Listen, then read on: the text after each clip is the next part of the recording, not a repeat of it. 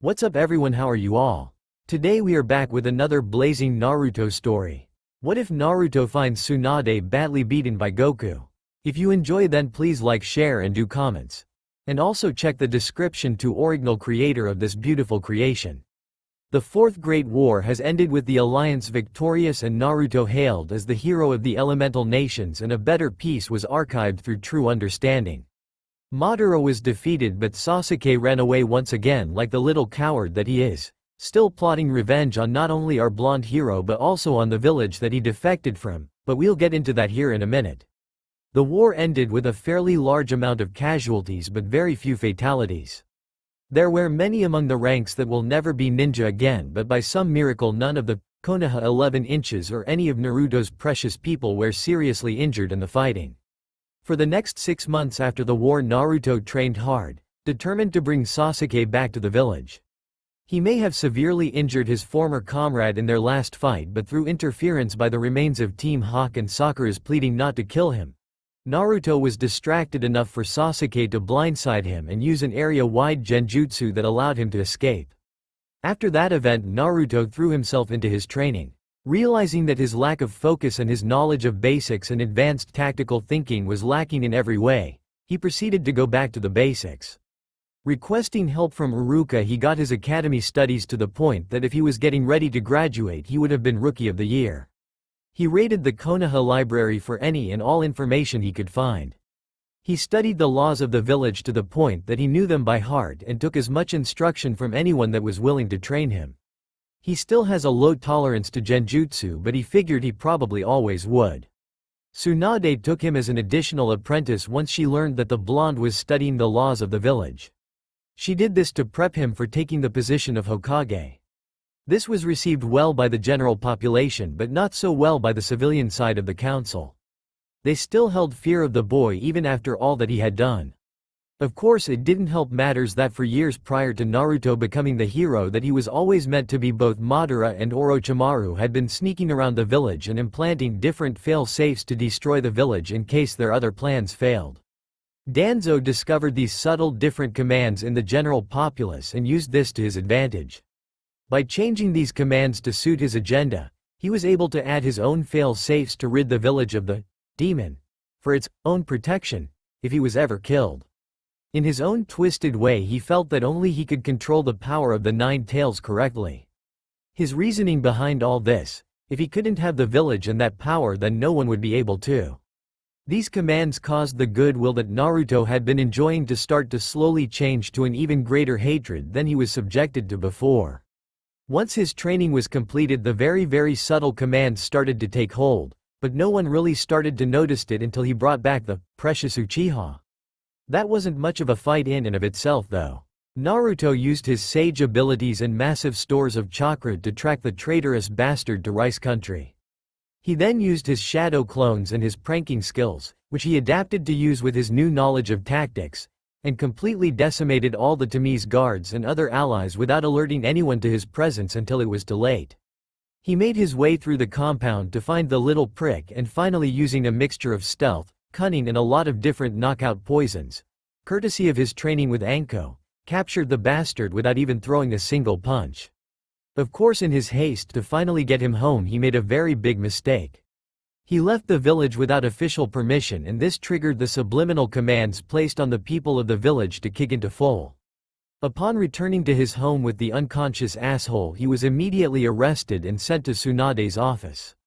The said asshole was taken to the hospital but was kept under close guard until his sentencing was carried out. Ba-chan, why am I being arrested? What did I do wrong? I know I left the village without permission, but I had a really good reason. I was done with what I had to get done and I was able to track the Teme and knew I could bring him back once and for all. Besides, you agreed that once I was done, I could go after him again. Stated a very confused blonde. He just didn't understand what was happening, or why when he was being paraded through the streets that the looks were back, but now it was worse than it had ever been before. With a very sad expression and tears in her eyes Tsunade, the fifth Hokage, said, "I'm sorry Naruto, but there was nothing I could do. Once you left the village the elders along with the civilians went over my head and informed the Fire Lord that you had gone missing Nin. With the recent changes to the village system, Missing nins are no longer tolerated in any way. I was able to stop your execution but not your banishment. I'm so sorry. What? I'm being banished? What the fuck? They can't do that. Even with the changes to the laws, there are still provisions that allow for extenuating circumstances. Besides, I had your permission to leave once I completed my training. Screamed a very shocked Naruto. I know, okay, she replied with tears streaming down her face. They changed the laws right after it was confirmed you weren't in the village and it became known that you were going after Sasuke. Those old bastards were able to get around the system because of Danzo's machinations. After a thorough examination of the laws that were cited, there was no room for appeal. He had it all set up that if you had ever left the village without the express written consent of both the council and the Hokage, that you were to be labeled as a missing nin and were to be executed or banished depending on the length of time you were gone. He probably was hoping to capture you right after you were sent out of the village so he could put you into his rude anbu, but because he's dead now that won't happen. But, why? I saved the village and stopped that damn war with Madara. Why would they do this to me? I didn't do anything wrong. At this point he was in tears as well and the anger was starting to boil within his soul. The only thing that prevented him from using the Kyuubi's chakra was the five-pronged seal the Anbu hit him with right when he entered the village. It also didn't help matters that before he was brought before the leader of the village they had placed suppression seals all over his body. No matter what I do, it's never good enough for this fucking place. Fuck him. I'm done. They have taken Dad's gift and shit on me at every turn they possibly could. No more. The only reason I'm not out there destroying this god-forsaken place is because of my friends. I'll just go to a different village and live there. He thinks to himself. Wiping the tear from his eyes, he looks back at the woman he has loved as a mother with the deadest eyes anyone has ever seen and responds. How long do I have until I have to leave, and what about the Teme? What are they going to do with him? Well, there is more bad news. Great, what now? Naruto interrupts. Tsunade continues without acknowledging the interruption. You were given only 3 days to leave the village or face execution, and they also made it a provision that you are to have your chakra sealed. Also, to make matters worse, you are forbidden to join any other hidden village or take jobs for any ninja or ninja group again. They threatened that if you are helped in any way by any member of the village, that all those that assist you will be executed on sight and without trial. As far as the Uchiha goes, since all the decrees that Danzo made while in his short term as the Hokage were revoked, Sasuke was never declared a missing nin. He won't get out of punishment, though, I can promise you that. So in other words, not only are they finally getting what they have been trying to do for the last 17 years, but they are also holding all of my friend hostage to get me to comply with their orders. This is really fucking wrong, Ba-chan. After that statement, Shizune knocked on the door to inform her that Sasuke has awakened. Tsunade informs Naruto that he is to remain in the office and is not to leave until she returns. She then leaves and heads to the hospital to deal with the scum. Upon entering Sasuke's room, she sees he is livid. He demands to be released, but of course he is refused. Tsunade proceeds to explain the situation he is in, but of course he just laughs. You see, during the 6 months Naruto was training, Sasuke was coming up with a plan to destroy the village from the inside and to kill Naruto. While under the tutelage of both the snake and the first village trader, he came upon the messages that they had been placed in the minds of the people. The strongest one was because of Madara. Uchiha is the strongest and at no time is the last of the clan to be denied anything. The raven-haired trader then thought of a way to use this to his advantage. Even though those commands were in place, he knew they would not affect the current Hokage, so he developed a backstory similar to what his brother Itachi had. He claimed that he was ordered by the Sandaime to infiltrate Orochimaru's base after the seal had been placed. Hell, the little shit had found a way to so completely infuse this false information into his mind that not even a Yamanaka could discredit this claim. Smirking with that same attitude he always had, he then proceeded to offer himself for a full battery of scans to confirm or deign his claims. He stated that it was a hands operation and he was only allowed to return to the village after, and I quote, "the snake has been dealt with and any other threats were gone." Then and only then was he allowed to return to the village. Well, he figured that he could continue with his mission when Madara found him. He also stated that he knew of several other threats out there but was not willing to give the information. Of course Tsunade didn't believe him, but as luck had it, both the elders were outside of the room and demanded he be scanned to show his innocence.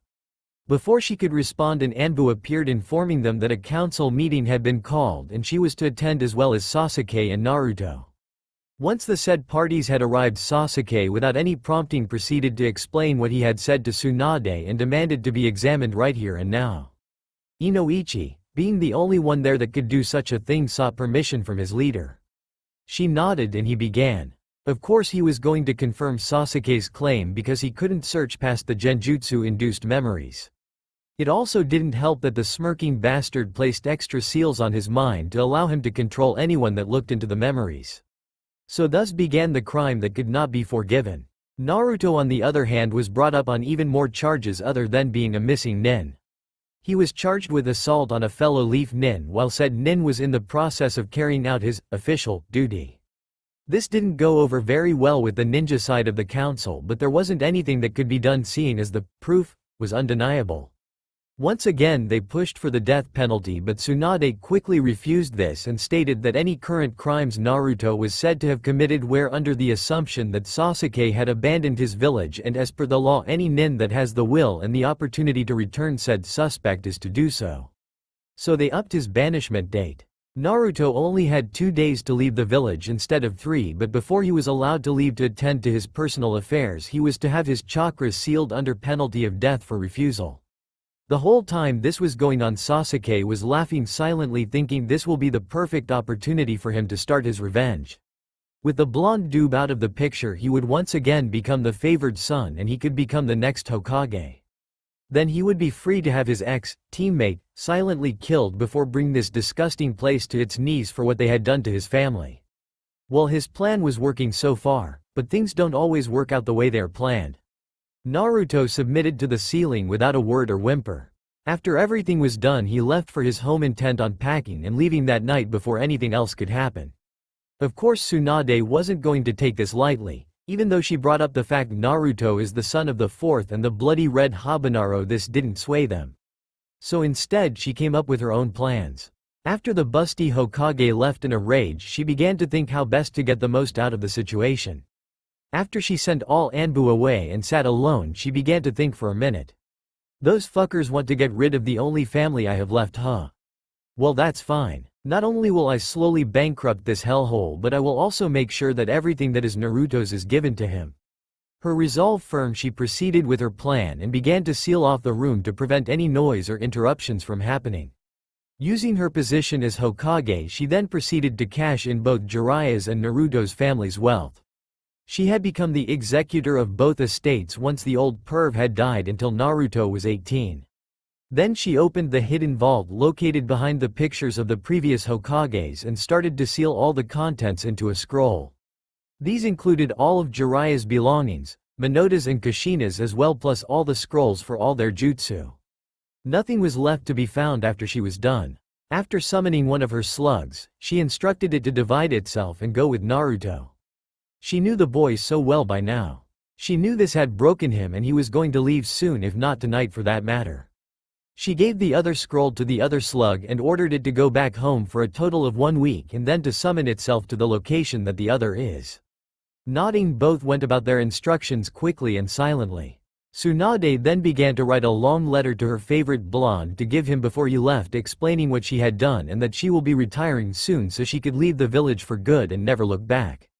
Naruto finished his packing quickly. Only having a few cloths and a couple of training scrolls with various notes he had made during his studies, when the slug Tsunade summoned came up to him as he was getting ready to leave. She explained what she was doing there and that she was to go with him. He didn't care, at least the old woman was trying to do something. He then proceeded to leave the village quickly and without any attention being drawn to him. He used all his skills to get away undetected and headed to the first place he knew to go, Wave. He knew he would find a safe haven there, and that was also where the remains of his mother's home was. You see, he remembers with a clarity that will never fade what both his parents told him when he first met them. Well, he figured he may no longer be a ninja, but that didn't stop him from becoming a seal master, the likes of which hasn't been seen since the fourth or before his mother's clan was wiped out. 2 years later, Naruto is now 19 and living a decent life of adventure, travel and women. We find our hero sitting by a lake rethinking the last 2 years of his life, wondering on what he should do. He had no home go to, and he was getting tired of being a bounty hunter. He had searched the ruins of Uzu as completely as he could but found nothing but a dead city. No underground vaults, no scrolls, nothing. It seemed hopeless until Tsunade's slug had appeared with both the letter and also the scroll that contained all his family's possessions. That was an exciting moment. Apparently all the scrolls had blood seals on them and the only one that could open them was Naruto himself. Hell, he didn't even need chakra for that. On top of all the money he received from his accounts, his family's and Jiraiya as well, he was very well off and didn't need to work, but he wanted to have fun and figured he would save this money for when he had a family of his own. He received his mother's sword, a katana that was named Kurahime, Dark Princess.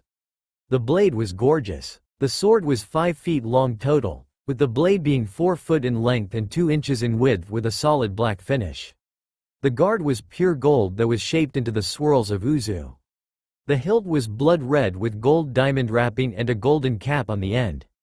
The scabbard was a dark burnt orange that had a black dragon circling one side and a giant monkey on the other side. He couldn't understand the symbolism of this but went with it. Come on, that would look cool to anyone, for crying out loud, and it's kind of ironic if you think about it. Additionally, he received his mother's sealing scrolls and all the Uzu scrolls that she had recovered after her homeland's destruction. Of course there was nothing he could do with the jutsu scrolls but study them and hope that someday soon he would be a good enough seal master to finally remove these goddamned seals. He was close. He could feel it but just not close enough. He still had to find a way around all the fail-safes those bastards had put into the sealing array. Of course there was one positive that came about from the sealing: it forced the complete absorption of the fox into his system. He also found all her taijutsu and kenjutsu styles, Mishima Ryu, Devil Jin from Tekken 5 Feet style, and Shiger Soen Ryu, Yamamoto from Hitman Reborn style. Next was his father's scrolls. The first scroll contained his 2 most notorious jutsu, the Hirishin and Rasengan, and the second scroll was a personal guide on Fuinjutsu from the basics to master sealing made specifically for him, along with notes from both of his parents on the art. The last contained his father's fighting style as well. Jiraiya had taught him some on this style. It called for quick strikes to joints and vital spots, but to Naruto it just didn't have the pure unpredictability that he so loved with his fighting style. Of course that wouldn't stop him from mastering all his parents' fighting skills and bastardizing them into one that he can use. Lastly was Jiraiya's gift to him. The information on how to run his spy network was included with his fighting style and jutsu. Of course Naruto had learned most of this information while he was on his training trip with the old pervert and during his own sage training, but it didn't hurt to have a refresher and extra information available. The last scroll that was included with this gift was one containing a weird metallic sphere. He had no idea what it was or what it was used for, but he kept it anyway just to be on the safe side. He knew he would need every available edge to survive. Of course the only enemies that he currently had were Sasuke and the rest of that brain-dead village. It's a good thing he had kept up with the old man's network, or he wouldn't have known about the different people wanting to find him or the jobs that he would end up taking to support himself. He just really wanted to be left alone for a while so he can live a peaceful life away from all that was ninja. Speaking of Konoha, well, let's just say that things have not been going well for them since Naruto's banishment. The village has lost all of the alliances that it once enjoyed that were due directly to Naruto's involvement. Bird, flower, snow, spring, bear, waterfall and Tsunade, just to name a few, had all withdrawn their support from the Leaf. Of course Tsunade didn't try very hard to prevent this. She was 100% supportive of these actions on the inside, but to maintain her facade of being the Hokage she tried to argue. Tried being the key word here. She was actually the one mainly responsible for the collapse that was getting into full swing.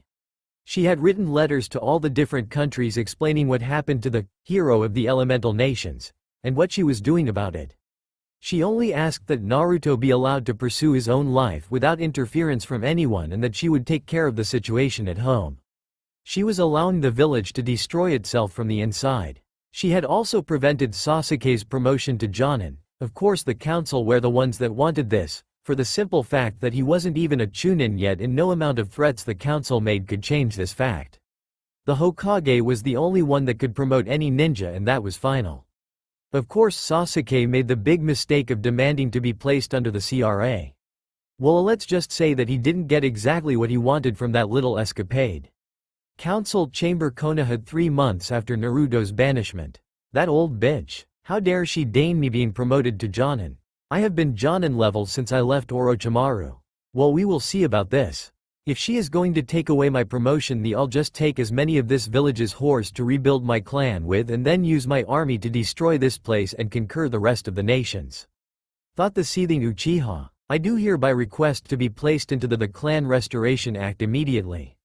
Stated the arrogant traitor after hearing he would not be promoted and would remain a genin until such time he had completed the proper testing procedures. Sasuke Uchiha. Quote. The Hokage sighed, as is your right under the law, you have invoked the Clan Restoration Act. Are you sure you wish to proceed? Once you formally request the protections and rights of the Clan Restoration Act, there is no turning back. Sasuke smirks. I do formally request the protections and rights as they are outlined under the Clan Restoration Act. Got you now, you smug little shit. The Hokage mentally cheered. Very well then, Sasuke Uchiha. You are hereby formally granted all the protections and rights of the Clan Restoration Act. Under the terms of the Clan Restoration Act, you are hereby retired from the ranks of ninja. The Hokage said, keeping her normal poker face while mentally cackling madly. Prodigy, my genjutsu covered ass. Spoiled brat is all he is, and now let's keep him off balance. For your protection and that of your clan, you and members of your clan are forbidden from leaving the village, forbidden from any and all combat except in defense of yourself or your clan, and forbidden from becoming ninja until such time that your clan is viable without you. That is when you have no less than 2 sons that each have a living wife and have each has produced at least 1 son that is of age to father a child of his own. The Hokage saw the look on the Uchiha's face and fought hard not to laugh. The little fucker walked right into this, and now to close the trap fully. For your protection, until such time that your first child is born, you will be confined to secure quarters, where you will be guarded by no less than 1 Anbu guard at all times. Only your wife and/or wives and Anbu guard may enter these quarters. The look on many of the civilians' faces as they began to understand what their precious Uchiha had gotten himself into made the Hokage's day. For the protection of your offspring, you may only teach them clan techniques, until such time that your clan is viable without you. Then you may teach your children and they may attend the academy as covered in our ninja laws. Tsunade said and kept going as several of the civilians looked like they were about to interrupt. Your rights under the Restoration Act does allow for taking of multiple wives. At least 2 will be chosen for you based on genetic compatibility, and will be chosen from those who are willing, with a preference for those that have already proven that they can survive birthing a child. Quote. Tsunade continued as if never seeing the shocked and outraged looks on the faces of the civilians and the Uchiha. After both are pregnant with your offspring, you may choose up 3 more concubines if both the intended concubine and your current wives agree. Regrettably, there are certain provisions in Konoha's laws that do allow for taking women as concubines without their consent. However, those various provisions all require you to win in combat against either the intended concubine or said intended's father. As you are forbidden from combat that is not in self-defense, you will not be forcing anyone to become such at this time or any time in the future. Tsunade so wished she had a camera at this point in time. The looks on the faces of the Uchiha and the council made her day. Please note that while genin may learn and use any technique that they are deemed able to by their instructors, retired genin are forbidden from learning or using any technique above Class B under the Civilian Protection Act. This was of course something the council cooked up to use against Naruto before they finally banished him, but never thought to repeal. And Tsunade was going to use it to bite them and their favored son in the ass. Trade the hero for the traitor, will you? You dumb ass old fucks. As the Civilian Protection Act has no provisions for bloodlines, and your Sharingan is ranked as a Class A, you and your offspring will have it sealed until such time as your clan is viable. She then turned to address the council as a whole. Also, I would like to remind the council that once the protections and rights of the Clan Restoration Act are granted, as they have just been, then under the terms of the Act, any changes the Hokage or council wish to make to the terms of the Act apply only to future recipients of the protections and rights of the Act. Any attempt to modify the protections and rights as they apply to a recipient is a violation of the Act. As the Act exists for the good of the village, any violators of the Act will be arrested, will be interrogated at length, and may be executed for treason. Several of the civilian council winced physically at that, and the blonde-haired Hokage knew that was exactly what some of them were planning. She then turned back to Sasuke. Also, I have to inform you that under the terms of the Restoration Act, any attempt to undermine the security granted to you under the act will result in restrictions. Once you have one son that is old enough to father a child, any attempts by you to undermine the security granted to him and any other of your offspring will result in your being in violation of the act, in which case you will be arrested, interrogated, and may be executed for treason. Here Tsunade smirked and knew this will be the final nail in the Uchiha's coffin. As we are done with the Uchiha, he may leave. Anbu will escort you to the registry desk and you may fill out the forms to begin looking for a bride in the approved manner. The Hokage watched as Anbu did just that, and once the doors were closed the Hokage turned to the civilian council.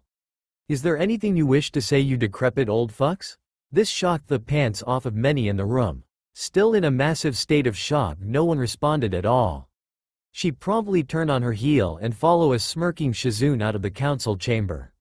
Let me go, Sasuke roared as the Anbu shoved him into a room. Stay here, traitor. Someone will be here to apply the CRA seals to you shortly. The door was closed and Sasuke looked around, seeing that it was underground with no windows and the locked door as the only way out. Do you know WHOIAM? Let me out of here right now. He screamed out, but the only response he received was silence. A.N. The scene that was just read came from the story, We Are, by Arislakermika. Used with permission. Shout out to Orion the Hunter, who is responsible for the CRA section of the story. I strongly recommend this story. Good read. Back with Naruto. About a month after he had left the village, he started his training with the scrolls he received. Before that he had gone to Uzu and searched for anything he could use. Of course he found nothing, so he decided to leave again to set up Arrow Senin's spy network again and become a bounty hunter. He had spent the first full year setting everything up and training when he took his first job.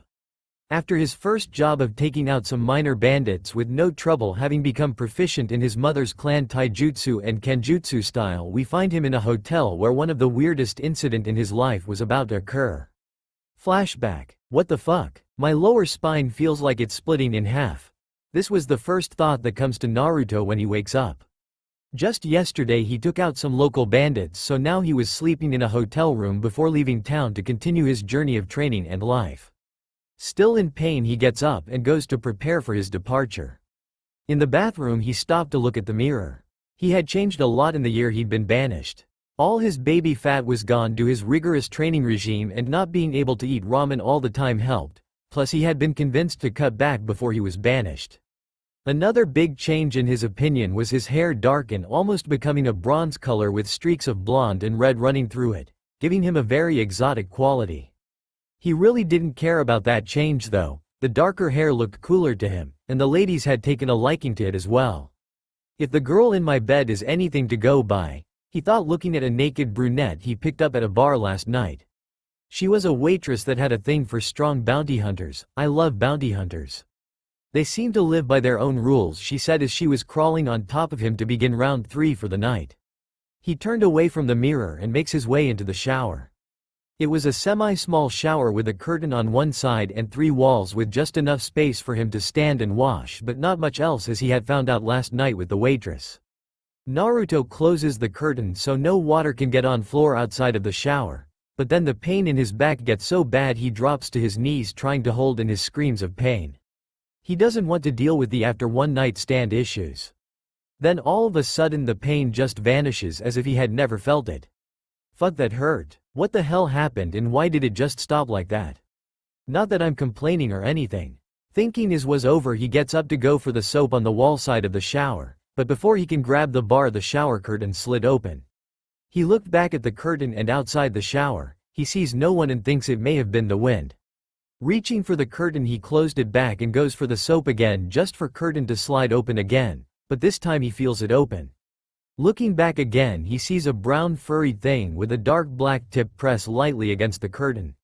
In a swift movement of his hand, he grabs it tight so it doesn't get away, just to have his early back pain to return full force. Dropping to his knees and letting go of the strange appendage, the pain subsided.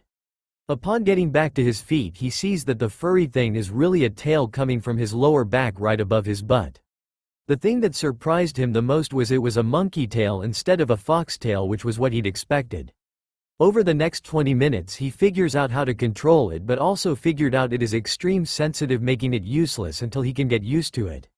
All in all, not so bad, but he is still royally confused on why he has it, so he files it in the "another reason I'm not normal" folder to look into later. After that he got out the shower, got dressed, and left town before the girl in his bed could even get up. He continues training for the next couple months, studying to get better in his taijutsu and kenjutsu, and starts studying the fuinjutsu scrolls from his father and mother in hopes of removing the chakra seals on him. While kenjutsu and taijutsu are great, he knows he can only go so far with them in terms of strength, and knows he needs something better or can even the field against a missing nin. He had been meditating in order to calm himself since his sage training, despite not being able to pull nature chakra with his chakras sealed. He still meditated and actually gained a very useful skill from it. He had found that he could read minds with a touch, and if he digs hard enough he could even go deeper and see a person's memories even from when they were a child. His ability was actually on level with the Yamanaka clan, except he couldn't jump in a person's body, but he could read the mind of a recently dead person. But the limit for time of death was 3 days and the brain must still be intact. 13 months into his journey and we come to another weird event which takes place at a bandit camp. He is about to take out. It about midnight and a full moon was out. He's just finished scouting out the camp. Flashback. There's about 40 bandits, no hostages. Good, this shouldn't be too bad. It's my biggest job yet though. I better be careful and set some traps to prevent escape. Thought Naruto watching the bandits celebrate their latest pillage. The camp was just a bunch of set up tents in no real order. It didn't even have any guards to watch the perimeter. Just a bunch brainless jackasses. Oh well, makes the job easier. I'm kinda glad that I went ahead and set up those traps though. He thought, getting ready to attack. He sees most of the bandits were sleeping or getting ready to go to sleep anyway. He wasn't expecting any serious trouble, and this camp was far off from any villages. The only reason they had bounties out was because they kept attacking merchants and caravans traveling through. Starting his attack from the darkest corner of the camp, Naruto swiftly moves from tent to tent, killing the bandits that were asleep and stabbing ones that weren't in the throat with Kurihime so that they can't cry out for help. He may have quit being a ninja, but that didn't mean he'd stop operating like one. About halfway through the camp, after killing about 20 bandits, he was spotted by someone coming from the woods outside the camp after relieving themselves. Before he could kill the guy, he yells to the rest of the camp, and within seconds Naruto is surrounded by the last 20 bandits, with the boss standing front and center. Unknown to Naruto, the boss is actually an A-rank missing nin, Stonefist from Iwa. Of course, with Naruto looking almost identical to his father in the dark, this sends the missing nin, having been third shinobi war, into a blind rage. So he attacks Naruto without warning. Doden. Doryuden no Jutsu, yells the ex-Iwa nin. A dragon head made of mud erupts from ground into front the nin and starts to shot mud balls from its mouth at our hero. Well, this is just fucking great. He's a damn missing nin and it looks like he knows me. Wonder what I did to piss him off. Naruto yells mentally while dodging the mud balls. Naruto finally gets out of the way of the attack and rushes the nin, hoping to end him before he causes any real problems, but before he can make it to him, a different bandit gets in the way and swings a dagger at him. Naruto, who was only focused on the nin, isn't prepared for it and just barely dodges out of the way, but moves completely off his course and into the path of the Stonefist's next attack. Doden. Doryo Dango no Jutsu, yells the still enraged Stonefist as he grabs a large boulder he just made and tosses it at Naruto. Not even noticing it, Naruto gets hammered by the boulder and crashes the ground and skidded about 10 meters. Fuck, this isn't good, the blonde was thinking while the missing nin stalks toward him to finish the job. Naruto was laying on his back bleeding from his head wound, wondering if this is it and where the hell did he drop his sword. He apparently dropped his sword during the crash. He stares up at the stars thinking on what to do next. Well, I'm screwed. I still haven't been able to remove these damn seals and I haven't found a replacement for ninjutsu yet.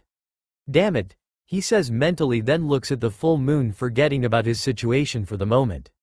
Wow, the moon looks beautiful now that I think about it. It's been a while since I've seen a fu.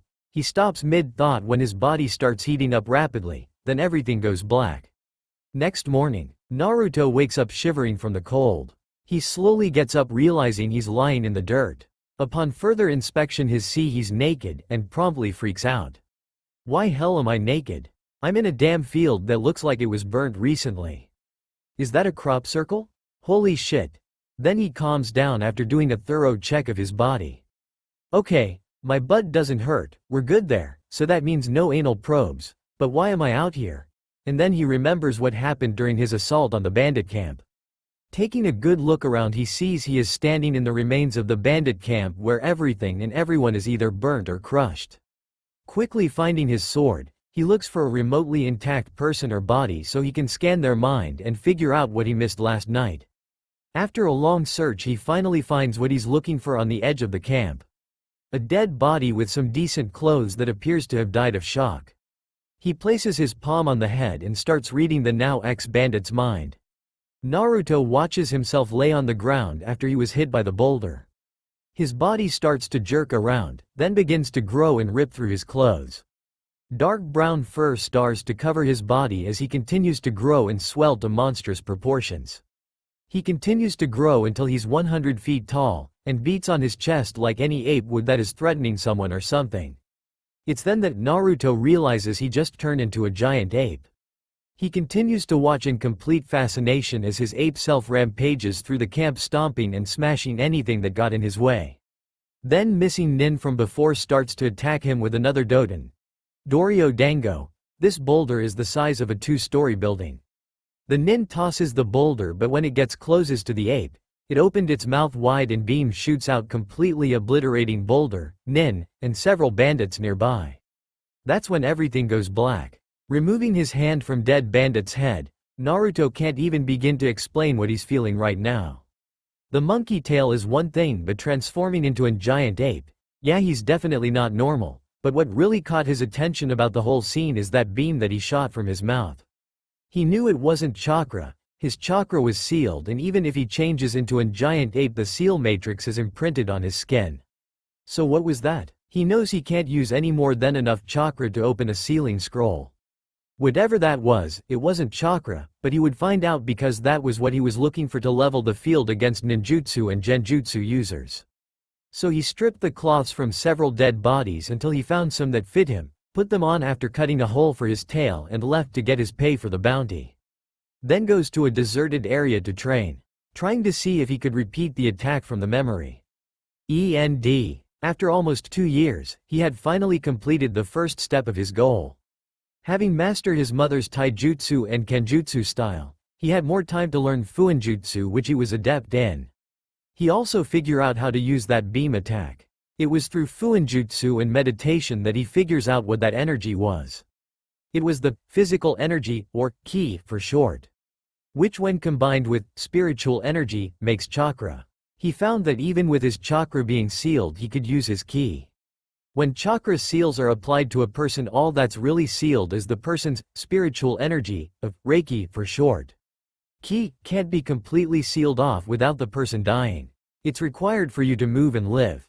Now comes the fun part, when ki is compressed and focus it can be shot out as a beam like ape did. He also found that like chakra, ki is easiest to focus in your head and hands. The reason almost nobody has discovered this yet is because you have to separate your ki and Reiki, and with all the common everyday uses of chakra there wasn't any reason to try this separation. Naruto also learned that to increase your ki, you just have to increase your physical strength because it was produced through the muscles. Finding a town out in the middle of nowhere far from the elemental countries called Mayoi, which was a small farming town. Naruto stayed there to train his ki. He also learns by using gravity seals instead of normal weights he could keep his track runner body structure without getting an overly muscular body which enabled him to keep his speed.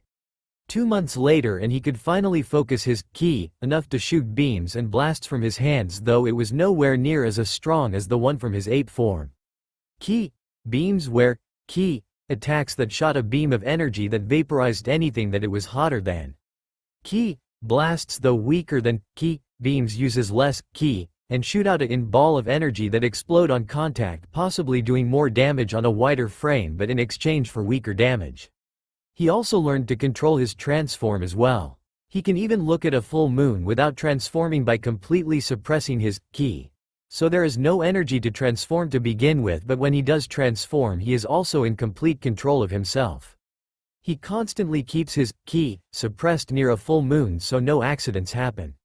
2 more months later and Naruto has finally become an expert in fuinjutsu but still can't remove the chakra seals. All those fail-safes that were incorporated into the matrix is what keep tripping him up. It also doesn't help that he must be looking down on his body or in a mirror in order to even see the damn thing.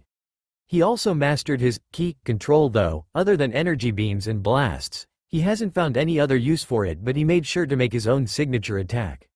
He called it the Rasengan, which was base of the Great Ball Rasengan, except this attack could be launched and explodes on impact into an energy tornado that sliced everything it touches.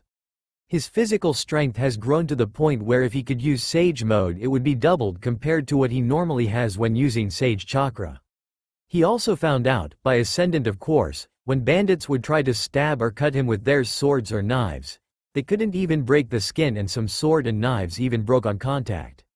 2 more months and it's hitting the 2-year mark in his journey, which brings us to where he's at now. Sitting by a lake outside town thinking about how far he has come. He's changed a lot in his 2-year adventure. He was now 19 years old, about 6 feet 2 inches in height, but had the body structure of a track runner with the muscle strength of a bodybuilder. His baby fat has completely melted off thanks to all the training he pushed himself into. He figured if Lee could become a ninja without ninjutsu or genjutsu, then why couldn't he? His skin was tanned and his dark yellow, streaked spiky hair was tied in a braid that went to middle of his back. The braid had actually been done by one of the girls in town, and even though hair spiked on top it didn't spike going down his back so it could be braided. He had long abandoned his orange and black jumpsuit, deciding to go with more casual yet built for combat clothing. They were more comfortable and made him stand out less, but he still had to have his orange. He now wears a black sleeveless turtleneck shirt covered by black body armor. He has a black leather jacket over that. It is black with a 3-inch orange strip that covered his collar and ran down his shoulders to the end of the sleeves. Over his forearms are black and orange forearm protectors that he had painted to match the exact pattern of his jacket, and on his hands are black fingerless gloves with a metal plate attached to the back. Below he was wearing a pair of baggy cargo pants that went down his legs until they came to a stop at the base of his feet, which were covered by black combat boots. They also had a hole in the back for his tail. He had 2 dark brown belts on his waist going criss-cross like a planet's rings. On them were his ink and scrolls for sealing. Also he had 2 full equipment pouches above his behind stuffed full of kunai, shuriken and wire, as well as explosives of various kinds. He figured just because he was no longer a ninja, why give up the tools that he was used to using. Hanging loosely going diagonal from his right shoulder to his left hip was another dark brown belt that held his sword, kurahime. He had seals on all his clothes so they would repair themselves and grow with his body, so no more coming back naked from his ape transformation.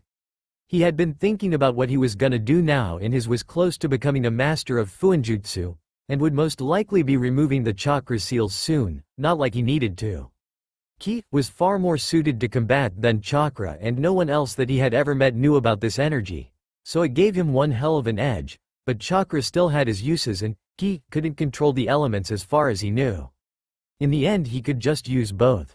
Separating Ki and Reiki wasn't hard, and he could do it without a thought now. He was also thinking if he should leave Mayoi or not. He had only been here 6 months, but he had grown attached to this little town and even started teaching the kids and a few adults how to defend themselves from bandits.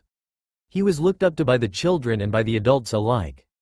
There was no glaring or sneering behind his back. He would still bounty hunt though, leave to take out a few bandit camps in the surround countries, then be back in a few days. He even had his own house and wasn't sleeping in a hotel like most of the villages and cities he had been to. Maybe I should stay, I can't do this forever, he thought, but lately my urge for a battle has really grown and these bandits aren't sating it. But then again, I probably won't find another place like this ever again. I think I gonna stay. The townsfolk are nice and don't even seem to be affected by the fact that I change into a giant ape during a full moon, though it's by choice now, he finished. Coming to his final decision, yeah, I'm gonna Santa, boom, he was interrupted by a giant explosion from the town. Jumping to his feet, Naruto starts running back to town only to see everything ablaze. Hearing the screaming of townsfolk, he runs to help, but just when he lands outside of town, having jumped from the tree line, another explosion lights the area. The force of the explosion blows him back to the edge of the forest. Jumping back up, he sees a sight that makes his heart stop. The town was completely gone. In its place was a crater. Not even ashes were left of the town or its people. Distraught, Naruto gets up and goes to investigate to see what caused the explosion. It was only a small farming town. What could they have that could cause an explosion of this magnitude? When he gets to the center of the crater, he found what looks like a large metal ball. Wait, that looks familiar. What the hell is going on? It was white and had a purple circle on it. Getting closer, he sees what looks like a man in a fish suit with a black chest plate like armor, a brown tribal skirt, and white boots with brown tips. Think Kiwi from DBZ. Our blonde decides to get a closer look at the strange-looking man. Upon getting closer to him, he overhears the guy talking into a weird device on his head. Yes, tell Lord Frieza this planet should be good for market. Its inhabitants have pathetic power levels regardless what those records the Saiyans had on this place said. I just destroyed a settlement and they were no trouble. I'll return as soon as the planet is ready for sale, says the guy as he turns off his device. Turning around, he spots Naruto. Oh, I guess I missed one. Huh, he says. Hey, who are you and what happened to this town? Naruto asks, still confused on what happened and what was going on. I am Lieutenant Giwi of Lord Frieza's galactic army, and this town and soon to be this whole planet's inhabitants will be exterminated for Lord Frieza, replied the now named Giwi. What? Why the fuck would you do that? These people haven't done anything wrong and you destroyed it for some lord. What the fuck is wrong with you? Yells Naruto as his rage begins to rise. True as that may be, Lord Frieza wants this planet and there's really nothing you or anyone else can do about it. Lord Frieza is the strongest being in the universe, none can beat him. Chuckling, he continues. It doesn't matter. You shouldn't really mourn for those insects because you will be joining them shortly. Ha ha ha. Giwi finished before preparing to attack Naruto but stops when he sees Naruto's tail swaying from side to side in irritation. A Saiyan? What is a Saiyan doing here? I thought they had this planet forbidden years ago. He thinks. Naruto at this point was going through a great many different emotions right now, but the one that was standing above the rest was rage. Pure rage. Stronger than he had experienced with the Kyuubi, stronger than seeing Pain cut down Hinata. This bastard just came and destroyed possibly his only chance to live a calm life, all because his lord wants to rule the planet. He was gonna pay big time. This fuck is going to pay with his life. Naruto was fighting a losing battle to keep calm. If this guy could vaporize a whole town, he had to be strong. The black and orange-clad Demi-Saiyan knew he had to stay calm to come up with a plan to beat this guy, but the weird thing was, he could sense the guy's strength, yet he couldn't quite explain why that was. In his anger though, he didn't notice his hair spiking a bit more and flashing from its normal streaked colors to a golden blonde, and his eyes were flashing from the normal cerulean blue to emerald green. Obviously Giwi doesn't notice either. If he did, he would have run like a bat out of hell by now. Of course, like the incompetent fool he is, after destroying the town he thought all the people inhabiting this planet were weaklings, so in his arrogance he turned off his scouter and is now pondering over why a Saiyan was on this planet. Breaking from his train of thought, it doesn't matter why he's here. I'll just kill him and continue with my mission, he thinks as he begins his attack, concluding, the only good Saiyan is a dead one. Say hello to those insects for me when you see them in the next dimension, ha ha ha. Laughs Giwi, then throws a ki blast at Naruto. This was the last straw for Naruto. He destroyed all these people and threatens to kill more and then laughs his ass off about it while trying to kill me too. He thinks to himself, no more. He screams as his rage has finally hit the point of no return and explodes into a golden aura that looks like fire surrounding his body. Naruto's release of golden ki was strong enough to knock the incoming blast away and then prepares to attack. He takes small notices of his changes after catching sight of the aura surrounding him and seeing the ki blast blasted back by it. The color of his hair was now a shining gold. At the top of his head his hair had lengthened and was standing straight up and out to the sides. The end of his braid was more spiky than usual and his tail was the same color as his hair. He also showed larger muscles and gained more mass but not enough to slow him down, and even though he couldn't see his eyes, they had turned a pupil less emerald green. Naruto shoot off running at this weird bastard at speeds he has never known before. He made both Guy and Lee look slow by comparison. The intent to not just beat this monster but to completely destroy any trace that he was ever a living being, was the only thing on his mind. All Naruto wanted was this man to become a steaming pile of rotting meat on the ground before he vaporized him into atoms. Giwi, startled by his blast being deflected and Naruto's changes, was unprepared for the right hand that slammed in his gut, putting a huge hole in his chest armor, or the follow-up of a left hand connecting with a jaw-shattering hook that knocked his scouter off. Naruto continued beating Giwi to an inch of his life until the alien regained some sense and hastily flew into the air to avoid the massive assault Naruto was dishing out. The alien knew the inhabitants on this planet couldn't fly, so he figured he would be safe in the air until he can regroup and come up with a counter-attack. Seeing the alien rise into the air and starting to fly away, Naruto stops his assault and watches to see if he can figure out how Giwi is able to fly.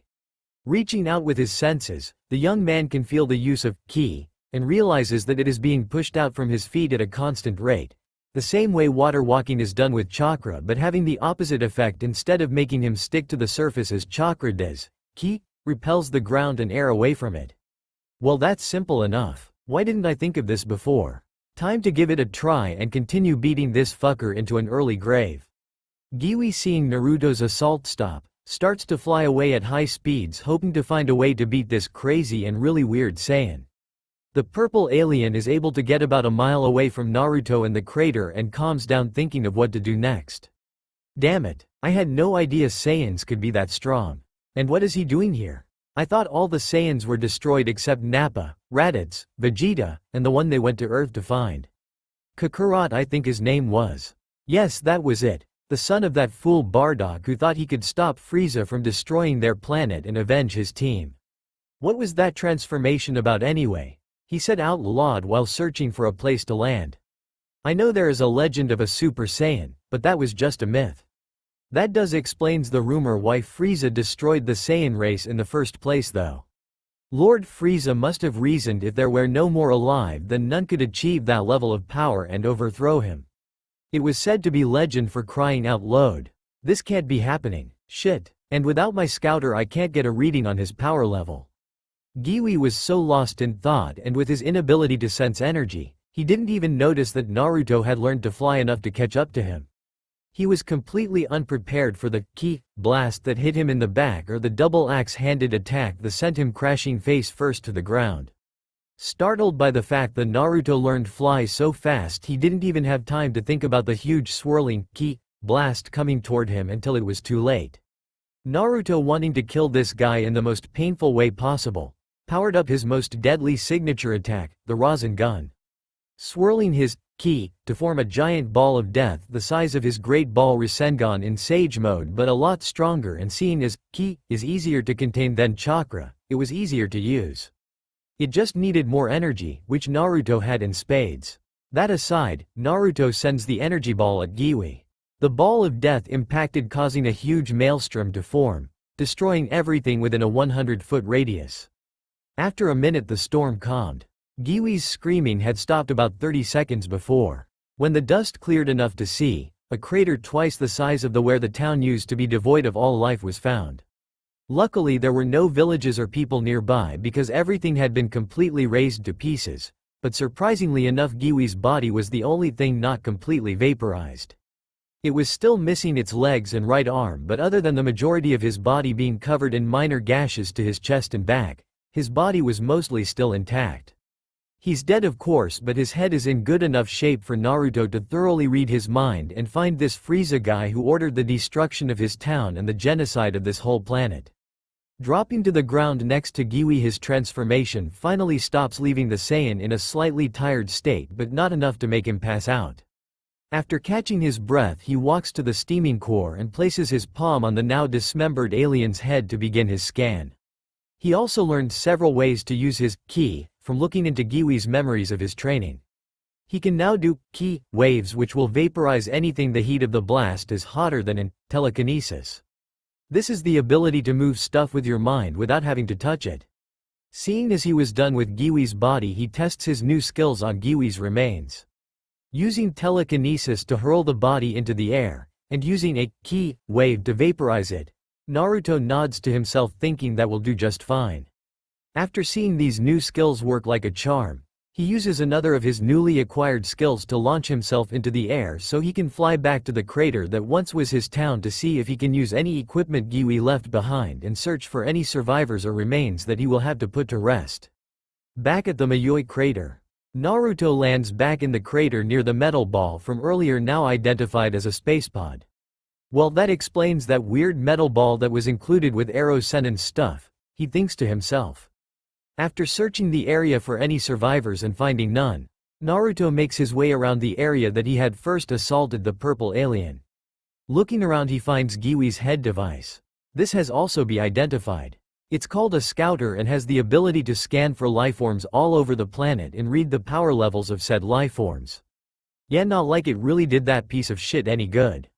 Naruto picks it up and places it on as if he had been using it all his life. He had learned how to use a lot of technology from Giwi's memories, including his scouter and pod. Upon turning it on, Naruto scans the nearby area, while making sure he mutes his microphone so no one can hear him just in case. Looking around, he sees the closest life form to be a raccoon. It apparently only had a power level of 3. This is cool. I can actually measure out the power levels of anything around. From the memories I found, the primary energy used in combat is ki. Well, lucky me. This scouter is even the latest model too. Let's see, sweet, it can apparently measure power levels up to 200,000 and has a zoom-in camera to see from far away. Apparently, Giwi was only a high-level grunt who was just getting the privilege to conquer weak-level planets solo. Too bad he ran into me. Believe it. Sorry guys and girls, I just had to add this. It won't be a common thing. I too hate that damn phrase. Pushing some buttons on the side, he looks up the power level history. Checking Giwi's most recent power level, he had a level of 27,000. Wow, Naruto whistles, impressed. That's a lot more than a raccoon. I wonder what mine is. Naruto says while locking in on himself and switching to auto mode to read any level nearby. Okay, I'm sitting at 200 when I suppress my ki, then beginning to release his hold on it, the scouter reacts. 70,000 when released. Yeah, I'm bad. It may have been more than that asshole I took out, but this Frieza Teme is apparently still stronger than me. Well, I guess I have nothing better to do than train if I want to stop this guy. If he sent a grunt that's strong, then he is bound to send more. I just can't stand around and wait for someone that's strong to show up and wipe out all life on the planet. For the next few weeks, Naruto trained at perfecting his flying and other jutsus, but he was unable to figure out how to transform like he did during his battle with Giwi. The thing that made him so interested in the transformation, other than the boost of speed, was the fact that the transformation completely shattered his chakra seals and his chakra control improved dramatically. Despite having an imbalance of ki and reiki, now, he could evenly control the input of both ki and reiki, so he was doing better. Now that he had access to his chakra again, he decided to polish and perfect all his technique by using his shadow clones for training. He learned all the jutsu from the scrolls he received within a few days and mastered them a few days later, but still preferred the ki method for fighting. Oh, he can go toe-to-toe with anyone in the elemental nations using only jutsu, but why bother when he could just use a ki blast and finish the fight without all the hassle of using hand seals? Well, that is unless he was having fun and the fighter was strong enough to give him a challenge, that is. With his improved control, he could now pull off moves that he wouldn't even consider doing before. Between his knowledge of seals and shadow clones, this allowed our hero to learn the Hirishin his father was famous for in a day and a half, but found that compared to his normal speed it was almost useless unless he needed to instantly travel very far distances. He also used his shadow clones to get used to fighting while in the air. Alternating between ground-to-air and air-to-ground attacks with air-to-air and ground-to-ground mixed in for good measure, helped a lot with his dodging skills and control. The thing that really got him was the whole fighting while airborne. It was exhilarating to be free from gravity's hold on him, and he could pull off maneuvers never thought of in the ninja nations. At the moment he was flying around the world checking power levels. Despite the usefulness of the scouter, he knew better than to become reliant on it. Like with jutsu, enemies could develop strategies or techniques to work around or beat it if used too much. So far for the average person he found had power levels somewhere between 25 and 100. For ninja the levels were much higher but nowhere near his. Academy students and genin were around 150 to 400, chunin were 400 to 1200, junin and anbu were 1200 to 3000, and kage were 3000 and higher. Naruto was currently flying toward Konoha after having just finished a trip to one of the other hidden villages to get an overhead view of the power levels since he couldn't land or be seen. I still can believe that old man Tsuchikage has a power level of 4500 that makes him the strongest kage so far. He said as continued onto Konoha from the sky. That's sad too, because even if they have the ki, none of them have realized it or even tried to use it. Even if it's discovered, chakra has far more uses than for combat, unlike ki. Yeah, if you have enough control you can move things with telekinesis, but that only has so many uses. He finishes just as Konoha comes into view. He flies to the center of town and stops. From high up he stays hovering as he makes a quick scan of the village's ninja so he can return to the pod to beginning the next stage for his journey. Starting with the Hokage Tower he begins his scan, hoping to find noteworthy power levels. Okay, let's start with the mission room. Iruka Sensei is pretty decent with 2000, and Shizune Nichan has a 1900. That's damn good for a medic nin and a teacher. They must do a lot of physical labor even by ninja standards. He then looks into the Hokage's office and scans a sleeping Tsunade. 4900. Whoa, looks like Bachan beat the old Tsuchikage for the highest power level. Must be all that super strength. Leaving the Hokage Tower he happens upon the barbecue restaurant frequented by Team 10. And finds them coming out into the street. Okay, let's see, Choji has 3300. That really good, but that's to be expected from his clan. Looking to Choji's left he finds Ino. Damn, she got hotter than she was before I left. Maybe, he says as he slips off into perv land. In another plane of existence we find a white-haired old man doing what he is most famous for, peeking on women of course. I feel a rising of the perv. The only person it could be with that much training is Naruto himself. Sniffling and shedding some tears the old man beams with pride. I finally got to you, my boy. I'm so proud of you, he exclaims. This of course was not overlooked by the woman he was spying on, and they quickly proceeded to hand him his ass on a platter.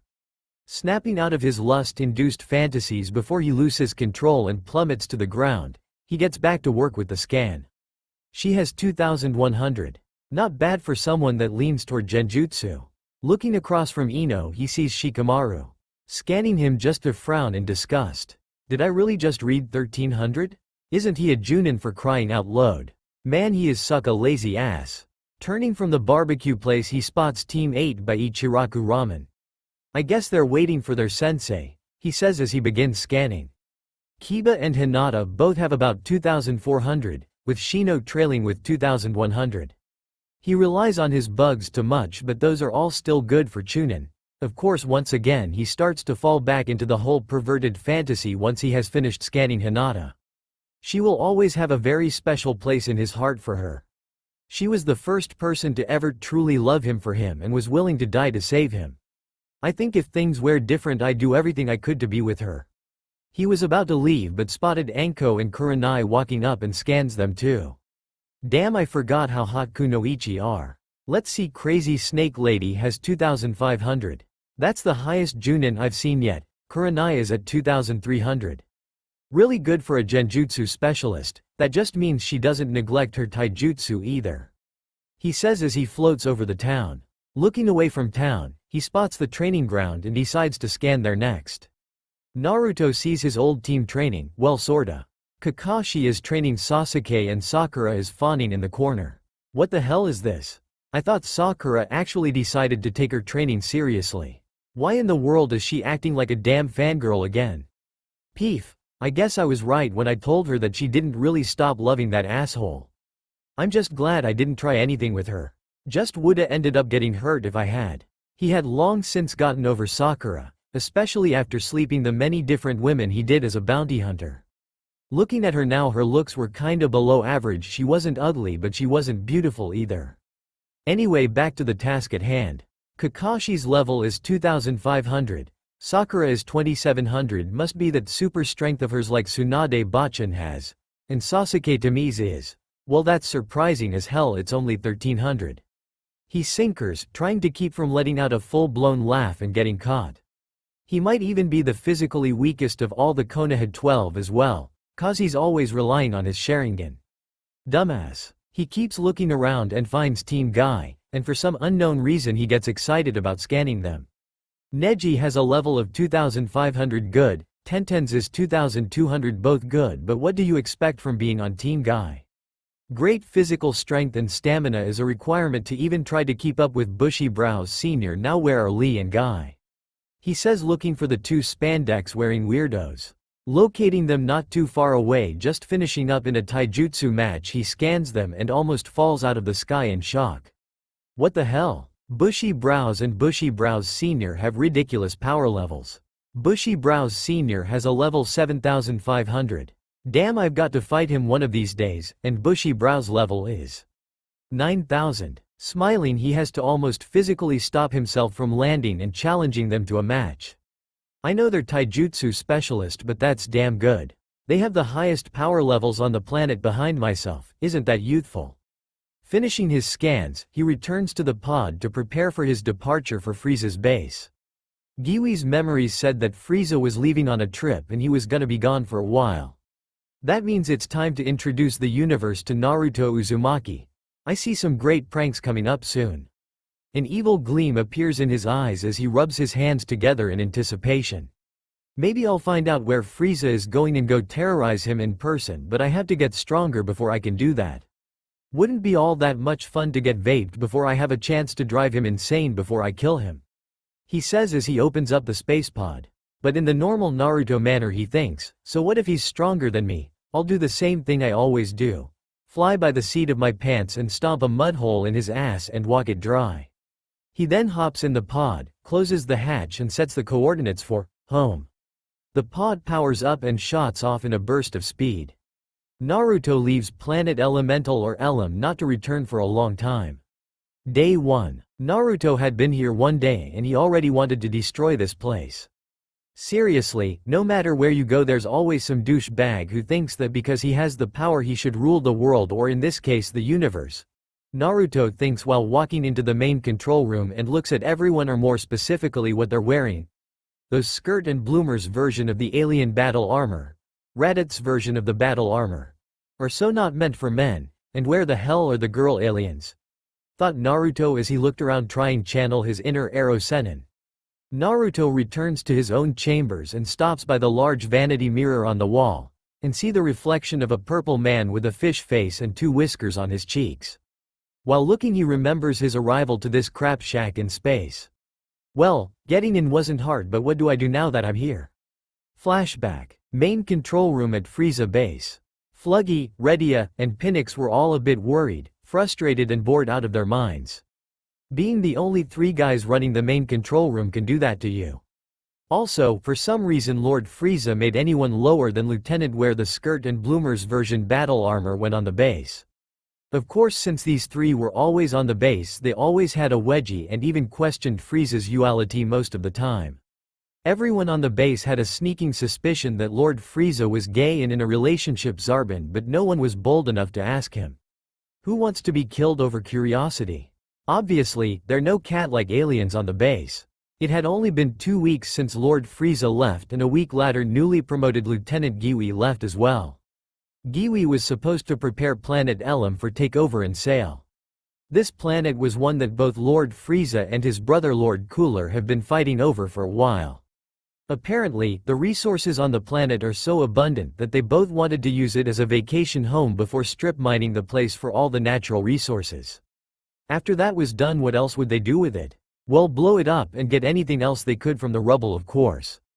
Greedy bastards. The problem was, both brothers wanted it, and since the two have never gotten along it was obvious they were going to fight over it. That being said, there was a good chance Giwi got ambushed by one of Lord Cooler's men. The fact that Giwi hadn't reported back daily like he said he would pretty much confirmed it. Vegeta had also come back a few days ago to heal from what looked like a massive beating but left for Planet Namek right away after learning from Private Kiwi, Giwi's younger brother, that Lord Frieza was already on his way there. None of them knew why, but they always had a feeling that Vegeta would eventually betray Lord Frieza at some point and thought now might be that time. It had been a little over a week and a half now, and at the moment they were still trying to get in contact with the missing lieutenant. The tree base guards were about to give up when they received an emergency transmission. "This is Lieutenant Giwi, reporting in. I'll be landing in 5 minutes, says an uptight voice over the intercom. "Lieutenant, sir, this is Redia. Why haven't you reported back until now? What is your current status and what's the situation on planet Elam?" "The mission has been compromised. I was attacked but I couldn't identify my attacker. As for my status, that is not your concern. I'm entering the atmosphere now. Giwi out," replies the voice over the comm line. It was probably one of Cooler's men. "The Ginyu force may have to be dispatched to take care of the problem when they return," said Fluggy after listening in on the conversation. "Well, that was kinda rude, cutting you off like that, Fluggy." "Wonder why he would cut you off like that?" questioned Pinix. "Maybe his new rank has gone to his head." Fluggy responds with a shrug. Landing pad. Fluggy and Redia were standing at attention near the landing pad designated for the once missing lieutenant. Pinix had been selected to stay behind just in case another transmission was received. They had arrived just in time for the pod to come crashing into one of the landing spots.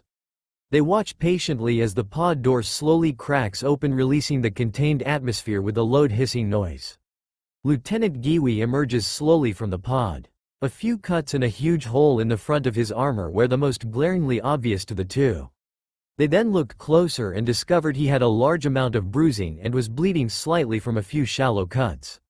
"Just cosmetic, no serious issues. Lieutenant, sir, we are here to escort you to sickbay and remind you that as per standard procedure, once you have been checked over, you are to report to the general's office for debriefing," says Fluggy, seeing that Giwi has a limp as well. "No need for the escort, I'm fine. I can get there myself with no trouble, but thanks for the gesture. I'll be sure to report in once I'm done in the tank," says Giwi, pushing past them to proceed into the base. Being in slight shock because of the lieutenant's appearance, neither grunt noticed the clone sealing the space pod into a scroll. "Maybe he doesn't want to look weak after losing the battle and failing his mission," Fluggy whispers to his companion, a little confused on why he didn't want to take the escort. Redia nods his head in agreement. Once Giwi is out of the sight of the control room workers, his clone meet him and handed over the scroll containing the sealed pod, then went to report to the medical bay. Standing up straight, the cuts and bruises go up as smoke, literally. Dashing through the base, the uninjured alien moves in the direction he knows the locker room is located. Looking around once he arrives, he notices he is the only being present. Opening his locker, he takes off his damaged armor and puts on a fresh set without the skirt this time and with pants instead of bloomers. What is wrong with these people? Is this base full of homos? Naruto thinks as he turns to leave. Just as he leaves the locker room, someone comes in and goes straight to their locker, not even noticing the discarded damaged armor that just disappeared in a small puff of smoke. Down the hall we find our lieutenant exploring the base. "Well, I'm in the base now, may as well look around," he thought as he scouts his first infiltrated alien base. Flashback end. "Okay, I have a bunch of pranks thought up, but which ones do I use? Oh, I know, I'll start small and prank the new trainees. This is going to be so much fun. He. They should be in the training field right now," he concludes as he moves to the training field. While heading to his destination, our disguised hero thinks about what he needed to do in preparation for the infiltration of the base. Of course, being the ex-ninja that he is, he has plenty of experience doing this sort of thing. Between Giwi's memories giving the layout of the base and mimicking his personality, something else Giwi's memories made easy, added with his extensive knowledge from different missions, the whole operation went without a hitch. It was almost too easy. Using a simple henge, he was in with no trouble at all. Well, it was a simple henge for him, it was advanced for everyone else. His henge was unlike almost any other used by ninja. His was a real transformation, and no one realized that until Tsunade got a close look in his Waijutsu. Yeah, that was an awkward moment. It turned out Naruto had to learn the henge on his own when his teacher before Iruka wouldn't help. He had never been happier about being half-assed taught anything in his life. Anyway, all in all, while he could mimic the lieutenant's body and personality, he couldn't mimic the armor, it was too durable, so just to be on the safe side he got a new set when he got to base. That's where the damaged armor idea came in. Also didn't hurt that Frieza is in an ongoing feud with his brother for my home planet either. I just hope his brother doesn't go trying to cash in on the planet anytime soon. Even if there aren't very many, I still have people I care for living on that planet along with thousands of innocent people. Looking at the small seal on his neck in one of the numerous mirrors on the base, he thinks, what is it with strong bad guys? Are they so vain they need to look at themselves all the damn time? He thinks with disgust. I'm just glad I made that seal to hold my clothes and sword in place. I can seal them while wearing them and then unseal them back on. It really saves time and looks cool to boot. Naruto arrives at the training field to see the trainees standing in line waiting for their instructor. Naruto turns to his right and sees the instructor down the entrance hall moving towards his position. Thinking fast, Naruto walks in the direction the instructor is coming from. Just as the disguised Saiyan walks past his first victim, he turns around.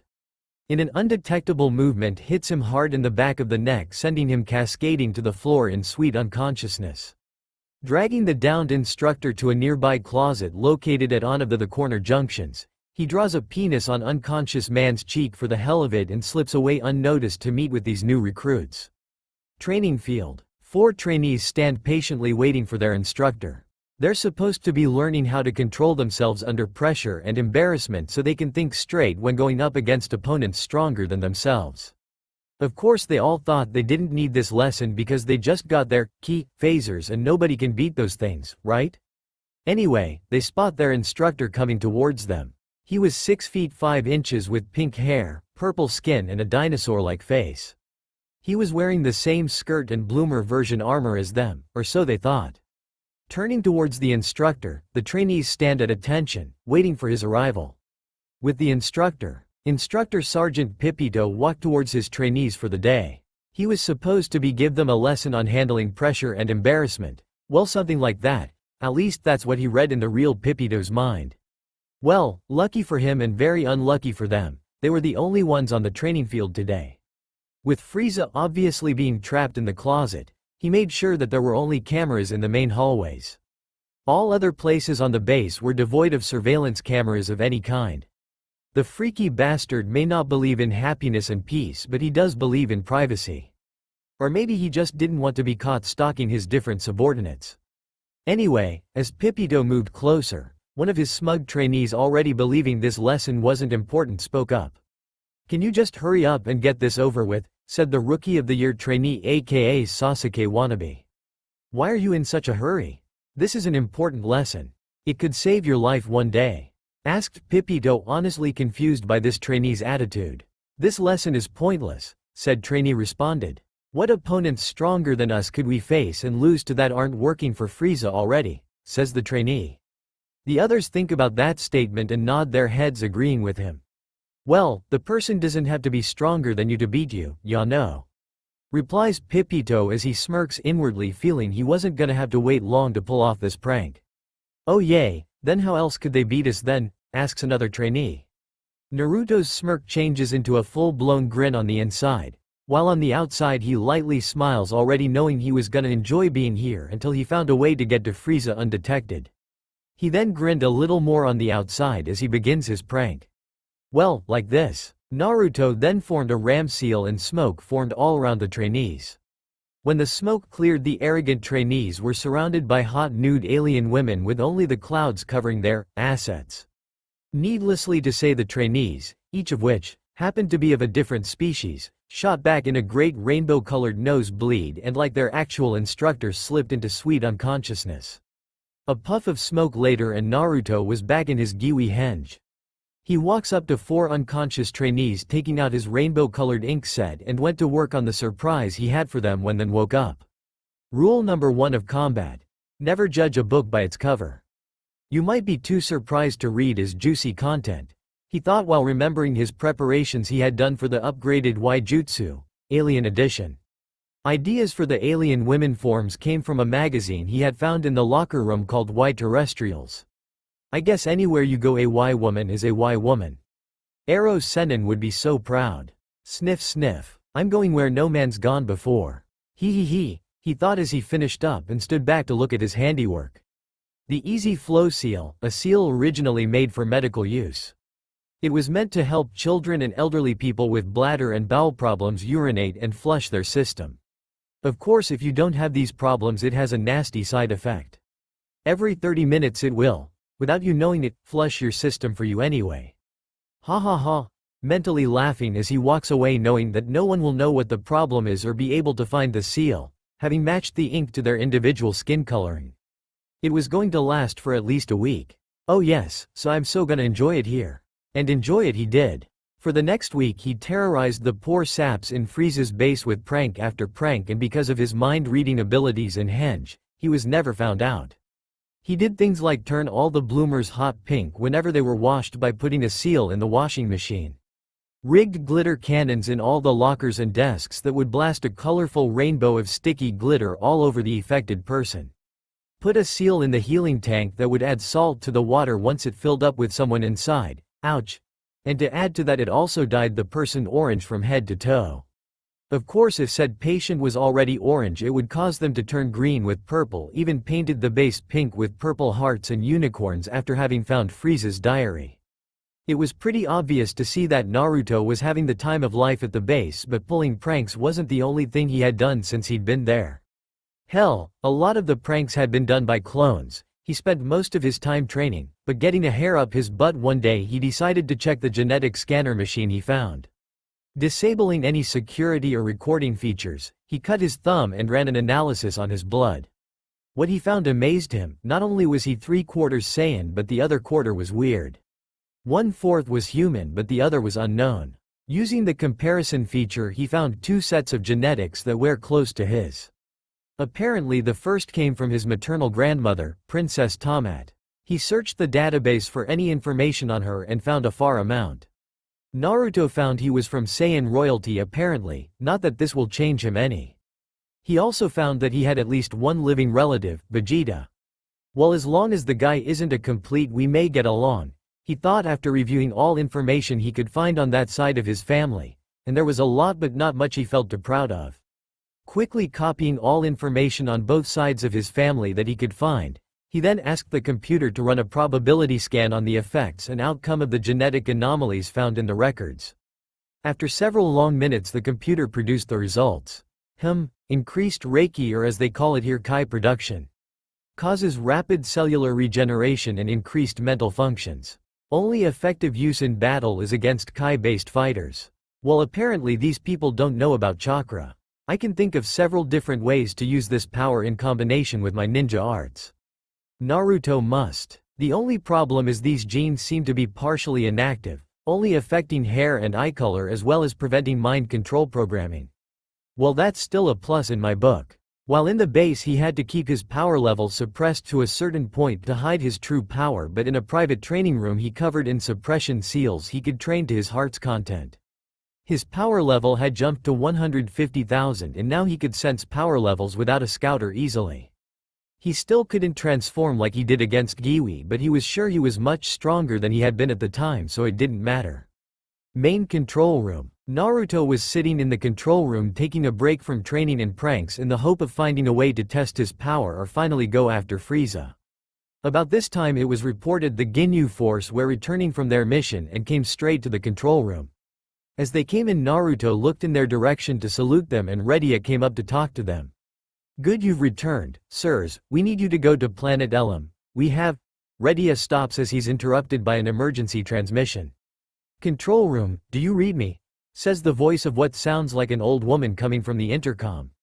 "Yes, Lord Frieza, I hear you loud and clear. What can I do for you, my lord?" says Redia after frantically running to the control panel. "I thought Frieza was a guy. Why does he sound like an old lady?" Naruto thinks while listening in on the conversation. "I need you to send the Ginyu Force to Namek immediately. It would appear that Vegeta has decided to rebel against me and needs to be put in his place. Oh, and tell them to bring some extra scouters. Ours were destroyed by a couple of rambunctious Namekians," says Frieza as he cuts the transmission. Ready, it turns to the Ginyu Force just to hear the voice of Captain Ginyu say, "Well men, you heard the boss. Move out." Naruto looks at the Ginyu Force and one of Giwi's memories flashes to the front of his mind and sees his golden opportunity, while inwardly smirking. Going over to the one called Berter before he can leave the room, Naruto says, "Hey Berter, can I show you my new attack before you go?" Asked Naruto. "Sure Giwi, but make it quick." "Okay," Berter replies. "Okay, follow me," says Naruto as he leads Berter to his training room. It turns out Giwi was trying to join the Ginyu Force and had looked up to Berter as a role model. Berter knew this of course, and not really liking Guido was trying to get his friend on the Force in order to replace the green bug-eyed freak. 5 minutes later, Berter walks out of the training room and runs towards the launching pads. Man, that was easy. Knock him out, read his mind, destroy the evidence, and henge, thought Naruto as he makes his way to the launching pads to blast off for planet Namek. No one even noticing the switch, and no one ever would. At least not with what I have planned. Hey, as the Ginyu Force took off they never noticed the huge explosion behind them. The hand seal Berter was making in his pod, or the evil grin on his face. Frieza's spaceship on Namek. Frieza was not in a good mood. He had been recounting all the things that went wrong on this adventure for immortality. First, some old Namek destroyed the rest of their scouters and made it harder to find the Dragon Balls in Namekian villages. Next, some little twerps came and saved the last little Namek before he could get the locations of the other Dragon Balls and villages from him. He sent Dodoria after them, but he never came back, meaning he was either lost or dead. And it better be the latter, he thought angrily. Last and worst of all, Zarbon had encountered and captured Vegeta only for him to recover, steal what Dragon Balls they did have, and escape. Without their scouters, finding him was damn near impossible at the moment. In retaliation he had sent Zarbon after Vegeta, but just like Dodoria he's either lost or dead. Then he saw 5 space pods crash to the planet. He smirks at them but still had a sinking feeling in the pit of his stomach. I hope it's nothing, but I have this feeling something happened to my journal and equipment closet in my private chambers. He says to himself. In Berter's pod. Ha. He used to wet the bed until a couple months ago and drinks out of a Teletubby's sippy cup. That's hilarious, laughed Naruto while reading Frieza's diary. Loving his choice of setting up the seal for the base's destruction in a weird toy closet in Frieza's private chambers so no one would find it. As a bonus, stumbled across a pink diary with rainbows and ponies on it. I haven't confirmed that he's gay yet, but if he isn't, he's still a freak and is so much like Orochimaru it's scary. He's shuddering while imagining the two as long-lost brothers. Seeing that they've arrived at their destination, Naruto quickly hides the diary in his armor for later distribution. Frieza's spaceship. After having to do some of the most stupid poses he has ever had to witness, let alone do. Naruto was trying to remain calm to keep from killing Captain Ginyu on the spot. Calm down, you can put an explosive on one of his stupid-looking horns later. Why is Frieza blushing? He thought as Frieza started giving them their assignment, trying to hide the blush. Ginyu Force, your assignment is to collect all 7 Dragon Balls and apprehend Vegeta. I want him alive, said Frieza. Probably for some sick bondage fantasy.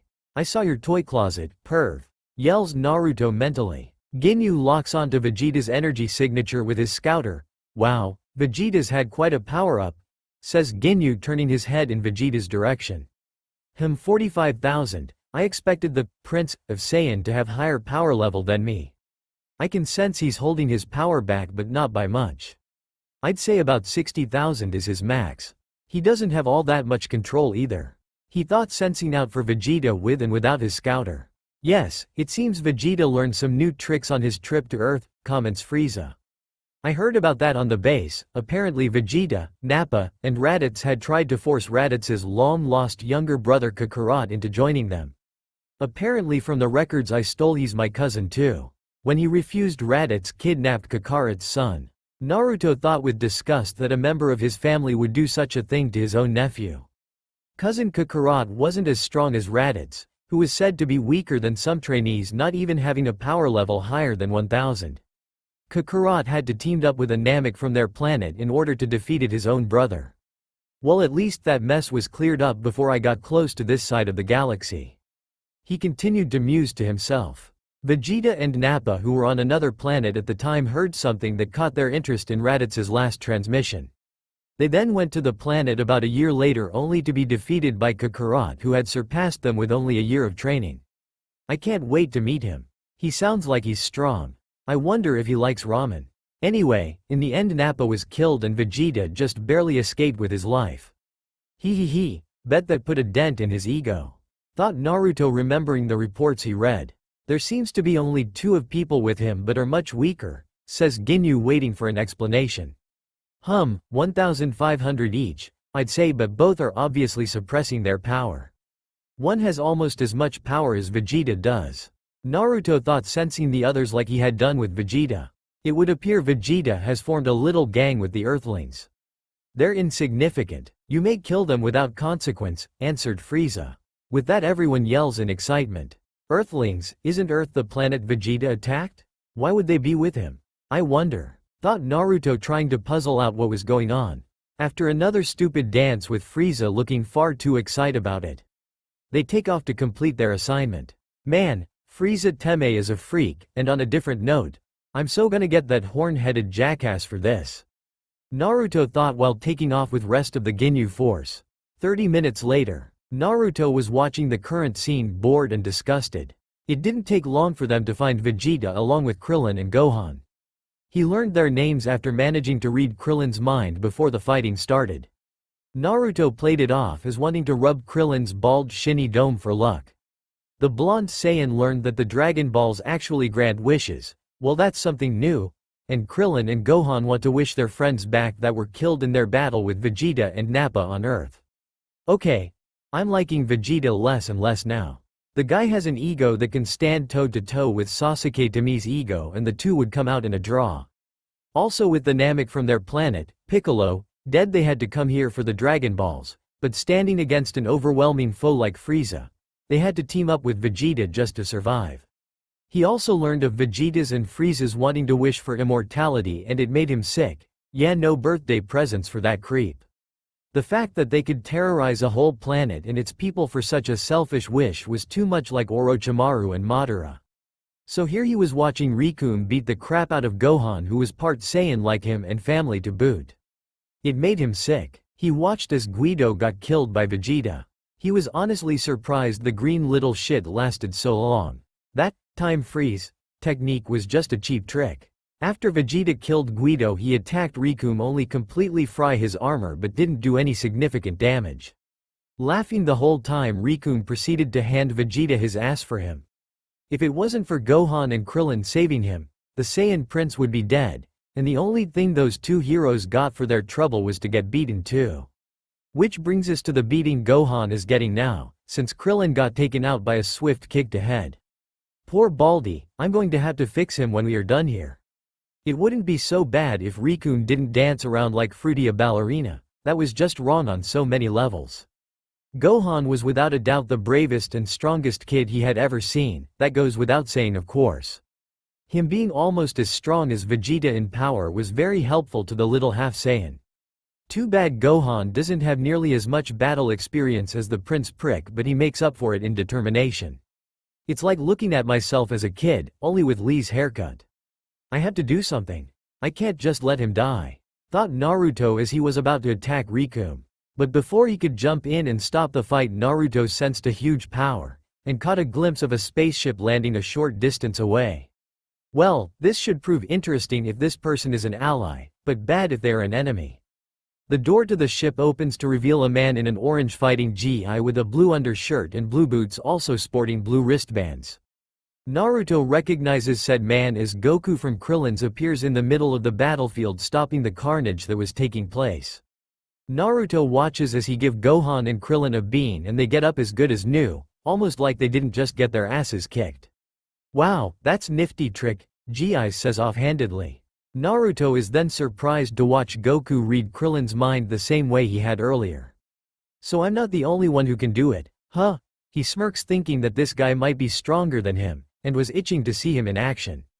After he reads Krillin's mind, he tosses a bean to Vegeta despite the protests of Krillin and Gohan, saying it's a thank you for saving them from Guido. He then proceeds to face Riku alone, again against the protest of Gohan and Krillin. Watching Goku, who he now learns is also Kakarot the Saiyan from Earth, Naruto is practically jumping up and down after seeing him take out Riku in one blow. So this is my cousin? I like the outfit and he seems strong. I'd really like to fight him and see how good he is. All the while fooling the scouters into believing he only had a power level of 1000. Seeing Riku get taken out, Naruto realizes he can finally stop masquerading as one of Frieza's henchmen. Hey Berter, you think we should double team him?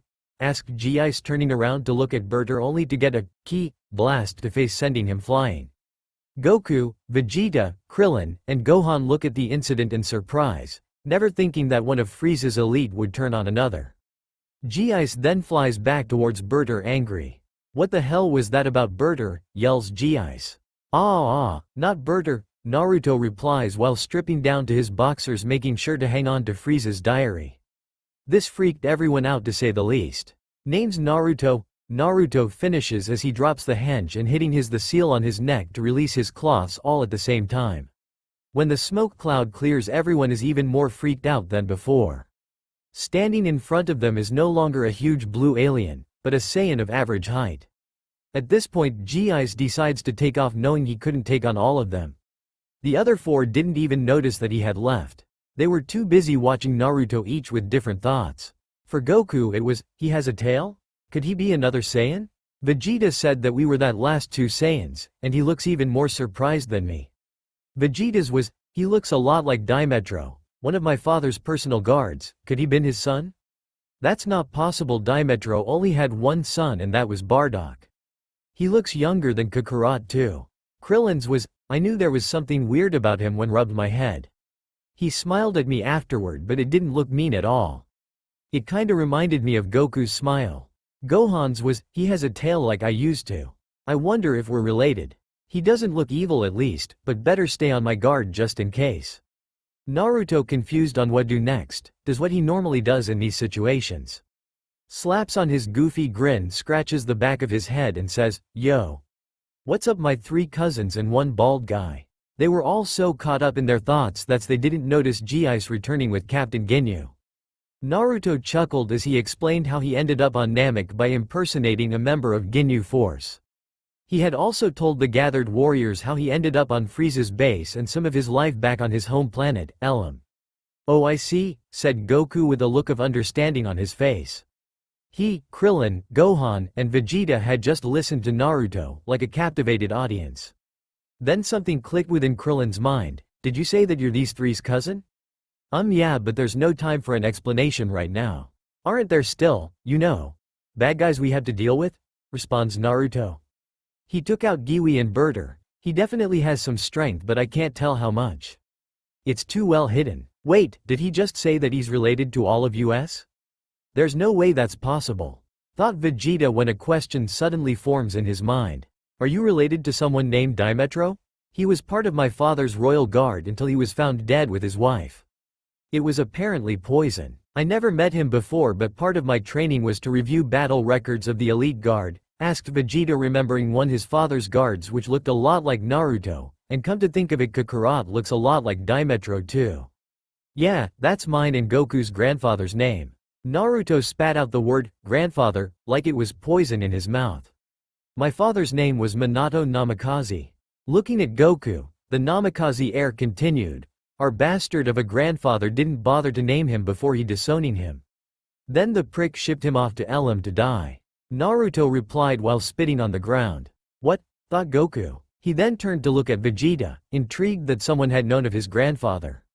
Okay, I get it now, you're a half Saiyan, but what's with that weird hair color? You must have got your blonde hair from your mother, because all full Saiyans have jet black hair that doesn't change from birth. Vegeta stated, finally understanding some of Naruto's heritage. Actually, I'm more than half Saiyan. My grandmother was Princess Tsunade.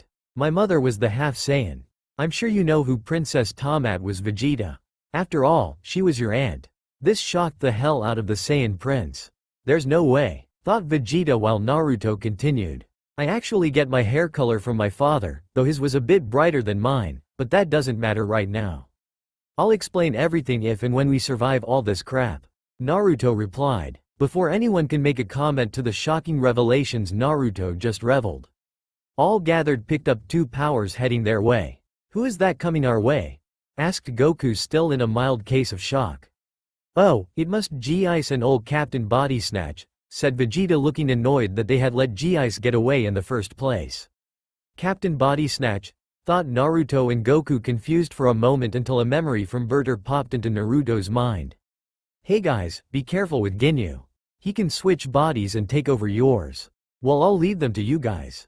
There's someone I want meet on this planet. See y'all later, yells Naruto as he takes off into the air. Plus, if Ginyu's ability is what I think it is, I don't want to fight him before I can see it in action and figure out a way around it. Besides, if he survives, then it'll be more fun when I drive him crazy with the pranks I've got planned for him. Sorry about this guys. Good luck. Hey, wait, yelled Vegeta, but it was too late, he was already gone. Coward, he grunted out. He then scowled and turned around facing the rest of the gathered warriors, promising to see his supposed cousin's power the next time they met. As Naruto leaves, Goku turns to Krillin and Gohan while ignoring Vegeta. You two go get the Dragon Balls. I'm pretty sure Frieza hasn't used them yet, and he's no longer at his ship. Vegeta and I will meet up with y'all after we take care of these two. Gohan and Krillin were reluctant to leave Goku with Vegeta but did it anyway, knowing Goku wasn't going to change his mind. After they left, Goku turned to Vegeta. So who's this Daitro and Princess Tomo he mentioned? Goku asked, not realizing how badly he messed up their names. It's Daimetro and Princess Tomat, Kakarot. Daimetro was one of my father's royal guards like I said earlier. Weren't you listening? Anyway, Daimetro only had one son from the records that I reviewed. So that, Minato Namikaze, that guy mentioned, couldn't have been his son. As for Princess Tomat, like that clown mentioned, she was my aunt and was slated to be queen over my father due to her power levels. If what I remember is correct, she was sent to planet Elam to conquer it. As you already know, when Saiyan children are born, they are sent off to planets to conquer as a test. They're later retrieved and brought back to planet Vegeta for training. The planets they're sent to are normally weak depending on the child's power level when born, and in the end it's the parent's choice what planet the child is sent to. Princess Tomat was considered an elite and had a higher power level than even my father did. That's why she was given the highest threat level planet there was at that time. Explained Vegeta. So what happened to her? Asked Goku, a little disgusted that his race would do that to their children, but glad that it was done or he wouldn't be who he is right now. No one knows. Most of the low to middle level warriors couldn't even conquer it in a group. Something about the inhabitants having a weird power source that let them control the elements. Anyway, as soon as Tomat's pod crashed down, all contact was lost. It was assumed that she was killed in the crash or shortly thereafter. Upon further investigation, it was determined that the pod crashed in the middle of a battleground but was never found. With no evidence of a body, she was marked, missing in action, presumed dead, finished Vegeta just as Ginyu and G-Ice arrive. Goku turns toward the 2 landing aliens ready for a fight but was now even more interested in this Naruto person than before.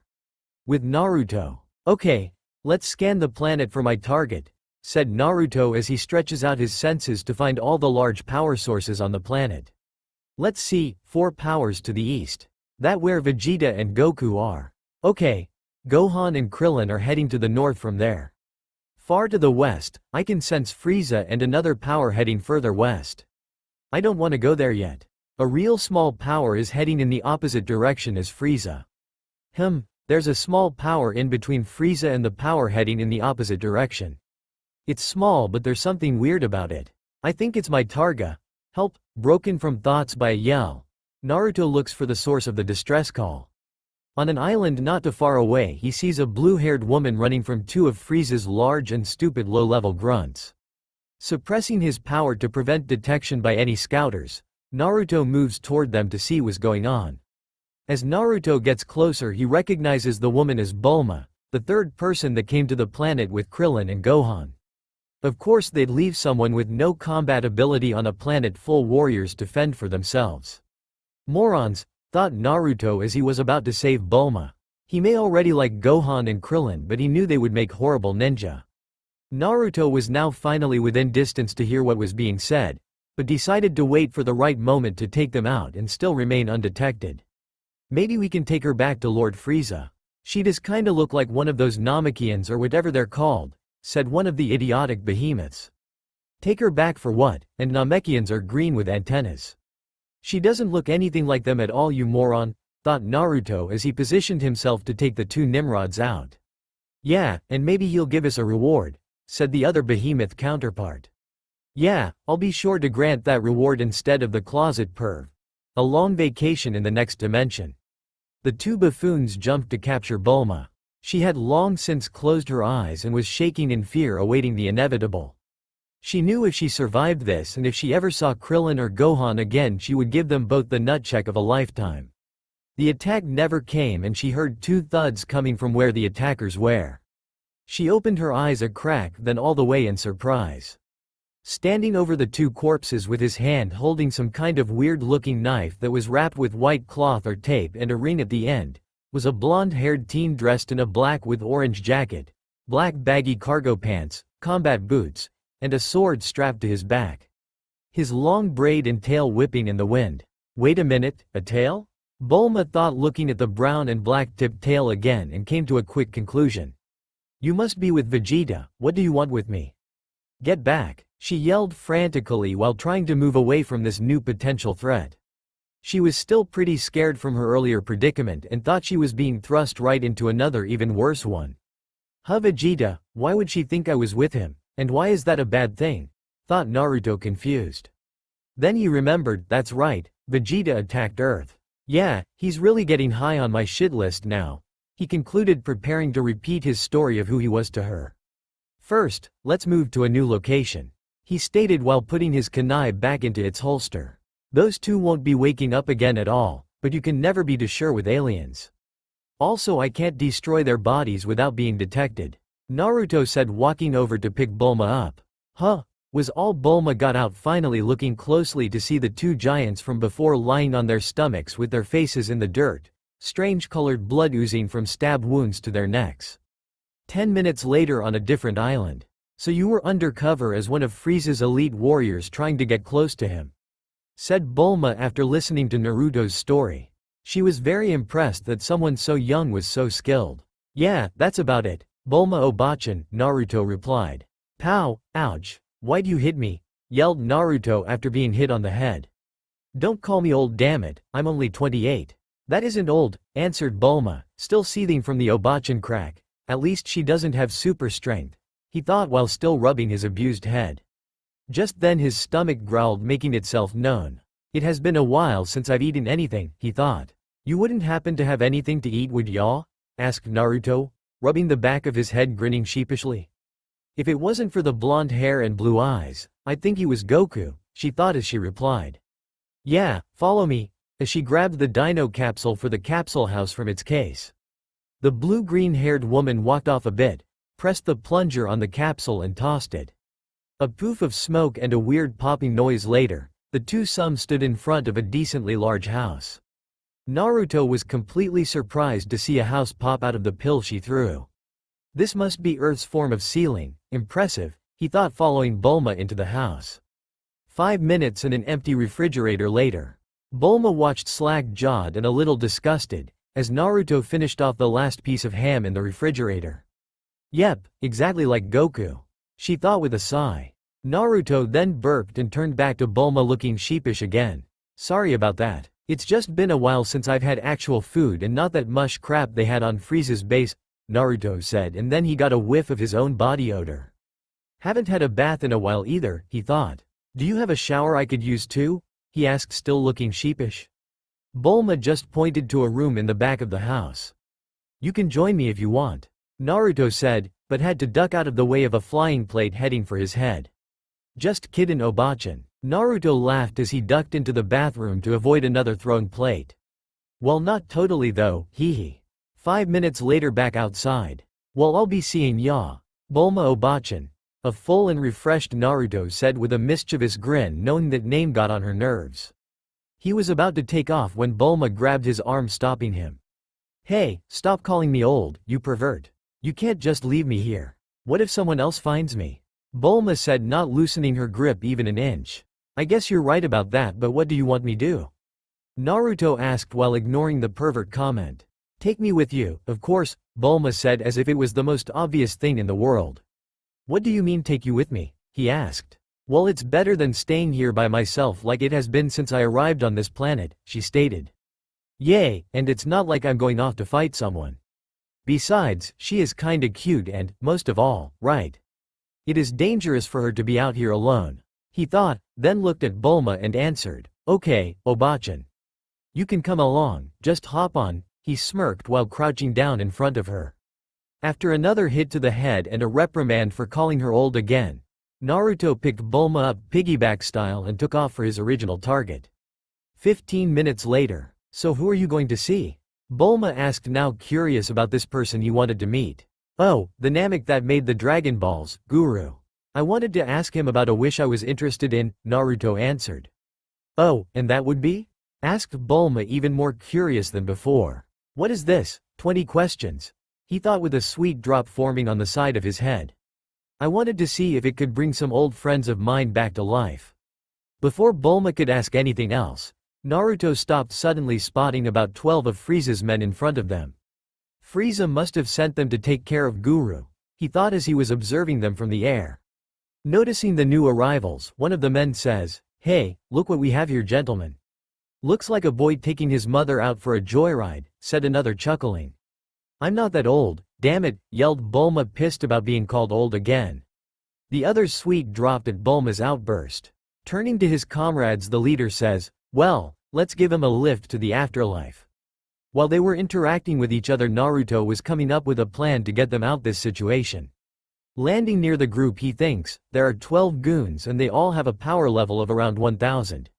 I should be able to take them out no problem, but I should limit my power level to 10,000 so I don't catch anyone's attention. He concluded as he whispers to Bulma to hold on tight.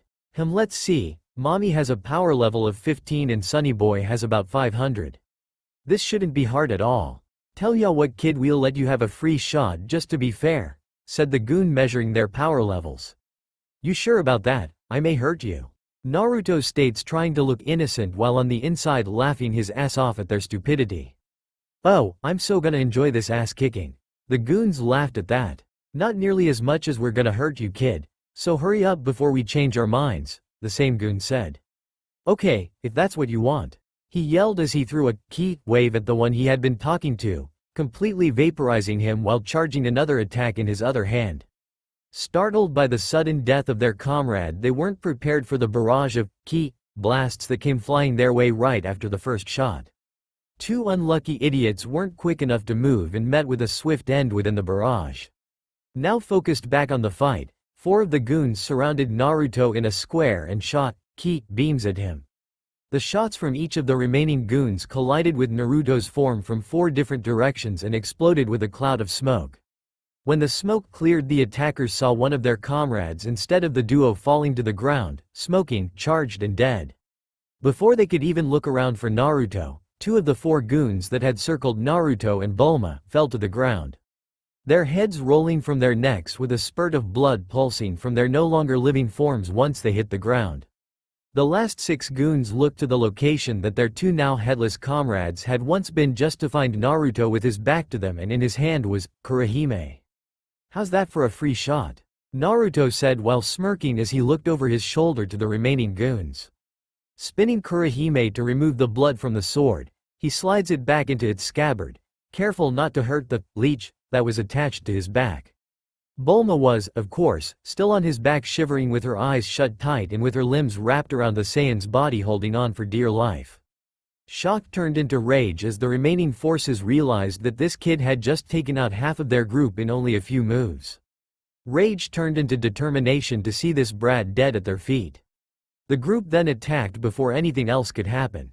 As the first attacker came in for a punch aimed at the blonde's head, Naruto jumps over the fist and connects with a roundhouse kick to the face of his new attacker.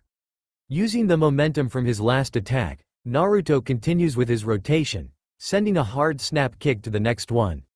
This shot connected with the goon's gut, knocking him back, breathless and cringing in pain from the force of the blow. Still using the same momentum, he keeps spinning around, sweeping the third one's legs out from under him and plants a kick with the back the leg he was spinning on. Coming to a stop, crouched in front of the fourth, Naruto then spins to his left and swings back and upward at the goon with his sword in his left hand, but the goon manages to dodge but barely. The goon is startled to see that there was actually no sword in Naruto's left hand. He then looks down in front of him and is shocked to see the sword slashing upward in the same manner he thought it had before his dodge, but this time in his attacker's right hand. Unable to dodge, the fourth goon is sliced in half right up the middle, from crotch to cranium, causing the fifth and sixth goons to stop in their tracks. The now 5 goons regroup with each other to rethink their strategy, not even realizing they were stupidly turned away from Naruto. For someone with a power level of 500, he's damn good. "What do we do?" said a goon rechecking his scouter. Naruto had taken a tip from Goku's book by suppressing his power to throw off his opponent's scouter during a battle. "I know, and he extremely fast too. Maybe if 2 of us grab him, then someone could blast him," said another. "Okay, sounds like a plan to me," said the first one. Before they could turn around and try their plan out, a kunai came flying in between their little huddle, jamming into the skull of the one that had finalized the plan. All except the one that came up with the plan scattered from the loose of yet another comrade. Spotting a little flaming piece of paper on the handle of the kunai still lodged in the dead goon's head, he wonders to himself, "What's that?" as he moves in for a closer inspection. Just when he was close enough to make out the tag, boom! Naruto was watching the whole incident with a stoic face, but on the inside he was holding his sides, cracking up. "These guys are so retarded. I haven't had this much fun in a while, well, if you don't count what I did to Frieza's base, that is. He. He then looks to see 2 goons attempting to grab hold of him. "I could dodge and finish this quickly, but my prankster side really wants me to keep messin' with him." Naruto then let them grab hold of his arms to prevent them from touching Bulma. She was of course still latched to Naruto's back with her eyes closed just as tightly as before. "Hey, we got you now, twerp. You're gonna pay for messing with Frieza's squadron," said one of the goons holding his arms. "Yay, take this," yelled the third goon as he sent a blast at Naruto, hoping to finish him off. When the blast hits Naruto, it explodes and covers the area in smoke. When it clears, Naruto and Bulma are nowhere to found. "We must have vaporized him. That's what you get for screwing with Frieza," said one of the guys that were holding Naruto in place, only to get hit by a ki wave from his own comrade that helped hold Naruto in place. The last goon watches as Naruto drops the henge, revealing Bulma and Naruto unscathed. The final goon then officially pisses his pants. "Who the hell are you?" he yells, scared out of his mind. "Oh cool, I've always wanted to be asked this question while in combat. Now what would be a cool thing to say? Your worst nightmare? Nah, overused. Your executioner? Nope, that's always been lame to me," as Naruto continued rambling in his head, lost in thought. The distracted teen didn't even notice the goon running away. When Naruto had his answer, he turned to look at the goon, only to see him running away. "What the hell, you? I didn't even get to use my line, that bastard," Naruto said to himself and tossed a ki blast at the fleeing alien, hitting him even with the distance between them. The blast connected, exploding and killing him instantly. "Oh well, it's over now, Obachan. Let's go meet Guru now," he said. Bulma was still so scared she didn't even register the "Obachan" comment. She finally opened her eyes to look around and calms down, seeing no further attackers around. Once Bulma calmed down enough, the duo took off again, heading for their original destination. 40 minutes after Frieza and Nail left to fight each other. Approaching a large pillar of stone, Naruto and Bulma notices a large white structure with several spikes poking out and a gaping hole in the side of the building. A little shocked by the hole, Naruto lands and allows Bulma to get off his back. "This must be the place, but that hole has me concerned. I hope this Guru guy is still alive in there. Let's go inside." "Get back on," letting Bulma climb back onto his back. Floating up to the gap in the wall, the duo lands in front of the large body of the Namek. Approaching the old green alien, Bulma says, "This is the Namek that made the Dragon Balls here?" "He's a lot bigger than Kami," said Bulma, imagining the two side by side. "That's because I'm a lot older than the son of Kataz," said a rough and tired voice, startling them both. "Hello Naruto, Uzumaki and Bulma briefs. I am Guru and I have been awaiting your arrival." said Guru addressing them both. How do you know our names? Asked Bulma but was surprised when it was Naruto that answered. He knew we were coming. Am I right? Asked Naruto. Yes, I have known for a while that I would be visited by you, child of prophecy. Answered Guru. Child of prophecy? Only the toads have ever called me that. Naruto repeated, not understanding what he meant. Yes, for some time it was predicted that you would do things that would affect the universe in a huge way. Whether those things will be good or bad, no one knows. Only you can decide, but that is for the distant future and you are not the only child of prophecy. You already met another, he finished. Okay, if you knew I was coming, you should already know what my question is, correct? Asked Naruto. Yes, I do know what it is you seek, but unfortunately the answer is no. Sadly, the Dragon Balls can only resurrect someone who has died within 1 year's time. Said Guru. Bowing his blonde head, Naruto replies, that's okay. It was a selfish wish anyway, but thanks for answering, old man. Farewell. Naruto begins to walk off but is stopped by Guru's voice. Hold on, Naruto. They may not be able to be resurrected but you may be able to meet them if you speak with King Kai in Otherworld, said Guru before coughing a bit. Huh, what do you mean? Asked Naruto confused. King Kai is the guardian that watches over our part of the universe. He even trains a few of the warriors he considers worthy. He even trained Goku. While I can't contact him myself, I'm sure Goku can. King Kai would be able to let you meet the ones you wish to see, answered Guru. Really? Thanks a lot then, Guru. Naruto says with some excitement in his voice. Turning to leave once again, he is stopped by Guru once more. One more thing, young Naruto. You know that at your current level, even if you, Vegeta, Goku, Gohan, and Krillin combine your strength, you don't stand a chance against Frieza, right? Asked the eldest Namek. Yay, I know. I read his diary and he has 3 transformations. Each one is stronger than the last, but the only thing we can do is try. He answered, looking up at Guru with a reassuring smile and fierce determination showing in his blue eyes. Chuckling at the young man's look, Guru replies, as much as your smile fills me with hope, all of you still may not win, but I can help you. If you will allow me to. What? How? Questioned Naruto, looking interested but not expecting much. Figuring that any help would be beneficial, the Saiyan motions for Guru to continue. After a coughing a few times, Guru continues, I don't have much time left in this world, but before I go I can help you awaken your sleeping powers. Huh? I have sleeping powers? You mean like you did for Krillin and Gohan? Thinking for a second, he continues, well, it couldn't hurt any, but I don't think it will change our chances too much. Frieza's diary said that his second transformation puts his power level over 1 million. I'm just above 150,000. There's no contest, said Naruto, knowing that this wouldn't make a difference. For you it would be enough. Something you have never known is that more than 80% of your potential and power has always been kept from you because it was and still is keeping an even greater power in check, said Guru. The Kyuubi? But I thought he was completely absorbed after those seals were placed on me, stated Naruto, not truly understand what he meant. In a sense, but you never gained its power because your power couldn't beat it into submission and make it your own. On top of that, you've only had half the Kyuubi's chakra. The toads have the other half sealed in a scroll. I will help you gain control over all of it plus the sealed half. All you have to do is summon the scrolled toad and have him complete the Kyuubi's chakra. Once completed, I will start the test to awaken your sleeping powers, explained Guru. Okay, then if I summon the scrolled toad, we can get started? Asked Naruto.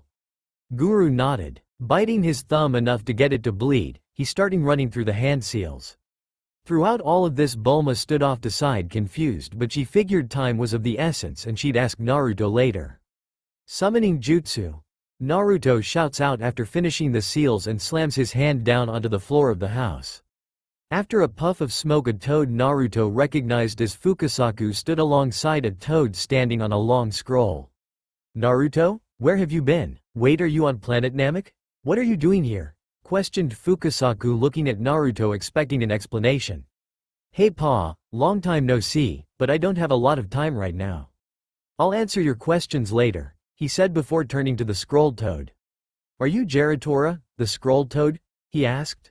Yay, what do ya need, kid? Geritora asked. I need you to complete the Kyuubi's power, Naruto answered. What, are you serious? Do you think you can handle it? Questioned Geritora. Yes, and could you hurry, I don't have much time, he said, getting annoyed by all the questions. Alrighty kid, you asked for it, said Geritora, unrolling the scroll and rolls it around Naruto. Geritora then palmed the outside of the scroll. There, it's done, said Geritora as the scroll rolls back up with a snap.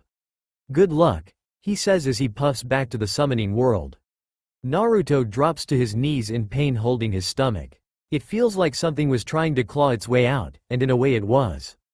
Once the pain subsided enough for him to stand with Bulma's help, he moves toward Guru, who was filling Fukasaku in on all the things that had happened that he knew of. So this Frieza is trying to gain immortality. Naruto and a few others are trying to stop him, but he's too much for them. So, as a way to better their chances, Naruto is trying to gain control of all his potential and make the Kyuubi's power his own. Fukasaku listing off all the things Guru told him. Guru nods his head in confirmation. I'm ready, Guru, said Naruto, finally making it over to Guru. Very well, come and stand by my side, said Guru. Nodding, Naruto moves toward the old Namek and stands beside Fukasaku. Fukasaku hops onto the Saiyan's shoulder and looks at Naruto. Naruto-chan, you sure do get into some of the most interesting predicaments. Okay, I'm gonna leave for now, but Naruto, you better contact us ASAP. Ma's been worried sick. Oh, and good luck. Fukasaku then disappear back to the summoning world. Okay Naruto, you must know that for this I can't just awaken you powers like it did with the others. You have far too much sleeping power and a power that isn't quite yours yet. You must take a test and pass. If you pass, the Kyuubi's power and some of its essence would fuse with your own, along with the 80% of potential used to keep that power in check. If you fail, you will die and the Kyuubi will return in full effect. Are you ready? Asked Guru. As ready as I'll ever be, Naruto said, giving Guru a thumbs up and his typical foxy grin. Very well. Let us begin, Guru said, placing his hand on Naruto's head. Naruto then completely blacks out and his body is covered by an orb of red and blue energy. Good luck, Naruto, says Guru as he then closes his eyes to rest. Mount Myobokuzen in the summoning world. Fukasaku, Shima, and Gamabunta sit before the great toad sage watching Naruto on his crystal ball. What's gonna happen to the Gaki after this process is all over? Asked Gamabunta, a little worried about Naruto. The great toad sage looked on before answering. The universe will either have a great hero of epic proportions or an evil the universe has never seen. The four sat and continued to watch intently, hoping that the result would be former. Afterworld. Sitting around a large table, in a large home, where a group of people that are considered as legends to the ninja world, all with halos above their heads. There was the first Hokage, Hashirama Senju, known for his wood release jutsu and was the founder of Konoha. Next to the first was his brother, the second Hokage, Tobirama Senju, known for his brilliant tactical mind and water-style jutsu. The third Hokage sat next to his sensei, known as the Professor, God of Shinobi, and Old Man, Hiruzen Sarutobi. Next to him was his own student and close friend, the great toad sage Jiraiya. Many other friends and family were in this home, laughing, drinking and eating their fill. All were telling tales of their time on their homeworld and enjoying the peace they had earned with their own lives and blood. At the head of the table was the fourth Hokage, Minato Namikaze, hailed as the greatest Hokage to ever live. He was smiling and laughing at the jokes his sensei and predecessors were telling. To his right was his beautiful wife, the bloody red Habanaro or the Red Death, depending on who you talked to, Kushina Uzumaki. She was also laughing and having a good time with the others, when all of a sudden a cold feeling erupted in the pit of her stomach. What is this feeling, Naruto? What are you doing, son? I feel the presence of the fox. What is going on? Noticing his wife's pale face, Minato asks, honey, what's wrong? Then he feels the same thing as the woman he had just addressed. It's the seal, isn't it? Kushina nods her head in response to her love's question. But I thought he had tamed that infernal fox with your help years ago. I don't know what's going on, Minato-kun. All I know is that my baby is going to be fighting for his life and the lives of the rest of all of us. She replies as tears start to stream down her cheeks and she grips her husband's hand with worry clearly evident on her face. All conversation stopped instantly when the mention of the Kyuubi was made. The others asked what was going on and were briefed on what the two parents knew. Everything stopped as Jiraiya chuckled and looked at all gathered together and said, "Don't worry guys. Naruto will be fine. He tamed that fox before and he will do it again. I may not know what is going on or why, but I know my student. He is the strongest, most stubborn, bull-headed Gaki to ever be born. He will not fail. He will overcome whatever situation that he has been thrown into and come out the other side stronger and more determined than he went in. I for one, believe in him no matter what." This statement shocked most of the gathered guests but not the third or Naruto's parents. Nodding their agreement with Jiraiya's statement, the two hosts of the party asked their guests to continue with their meal and conversation. The four individuals that had known Naruto and that were closest to him thought at the same time, "Whatever you're doing, Naruto, kick that bastard fox's ass." Naruto Mindscape. Naruto stood looking around trying to figure out where he was. He was standing in the middle of a battlefield surrounded by a forest. Slain warriors lay all around him. The smell of blood and death thick in the air. Then he hears a rumble and starts to feel the ground shake like an earthquake was happening. Jumping out the forest in all of its glory is the Kyuubi no Kitsune. Strutting up with confidence to our blonde hero. The demon continued to move closer and closer until Naruto can feel the hot rancid breath on his face. Smirking at his container, the fox says, "We meet again, fleshbag." That's all for now. If you enjoy, then please like, share and do comments.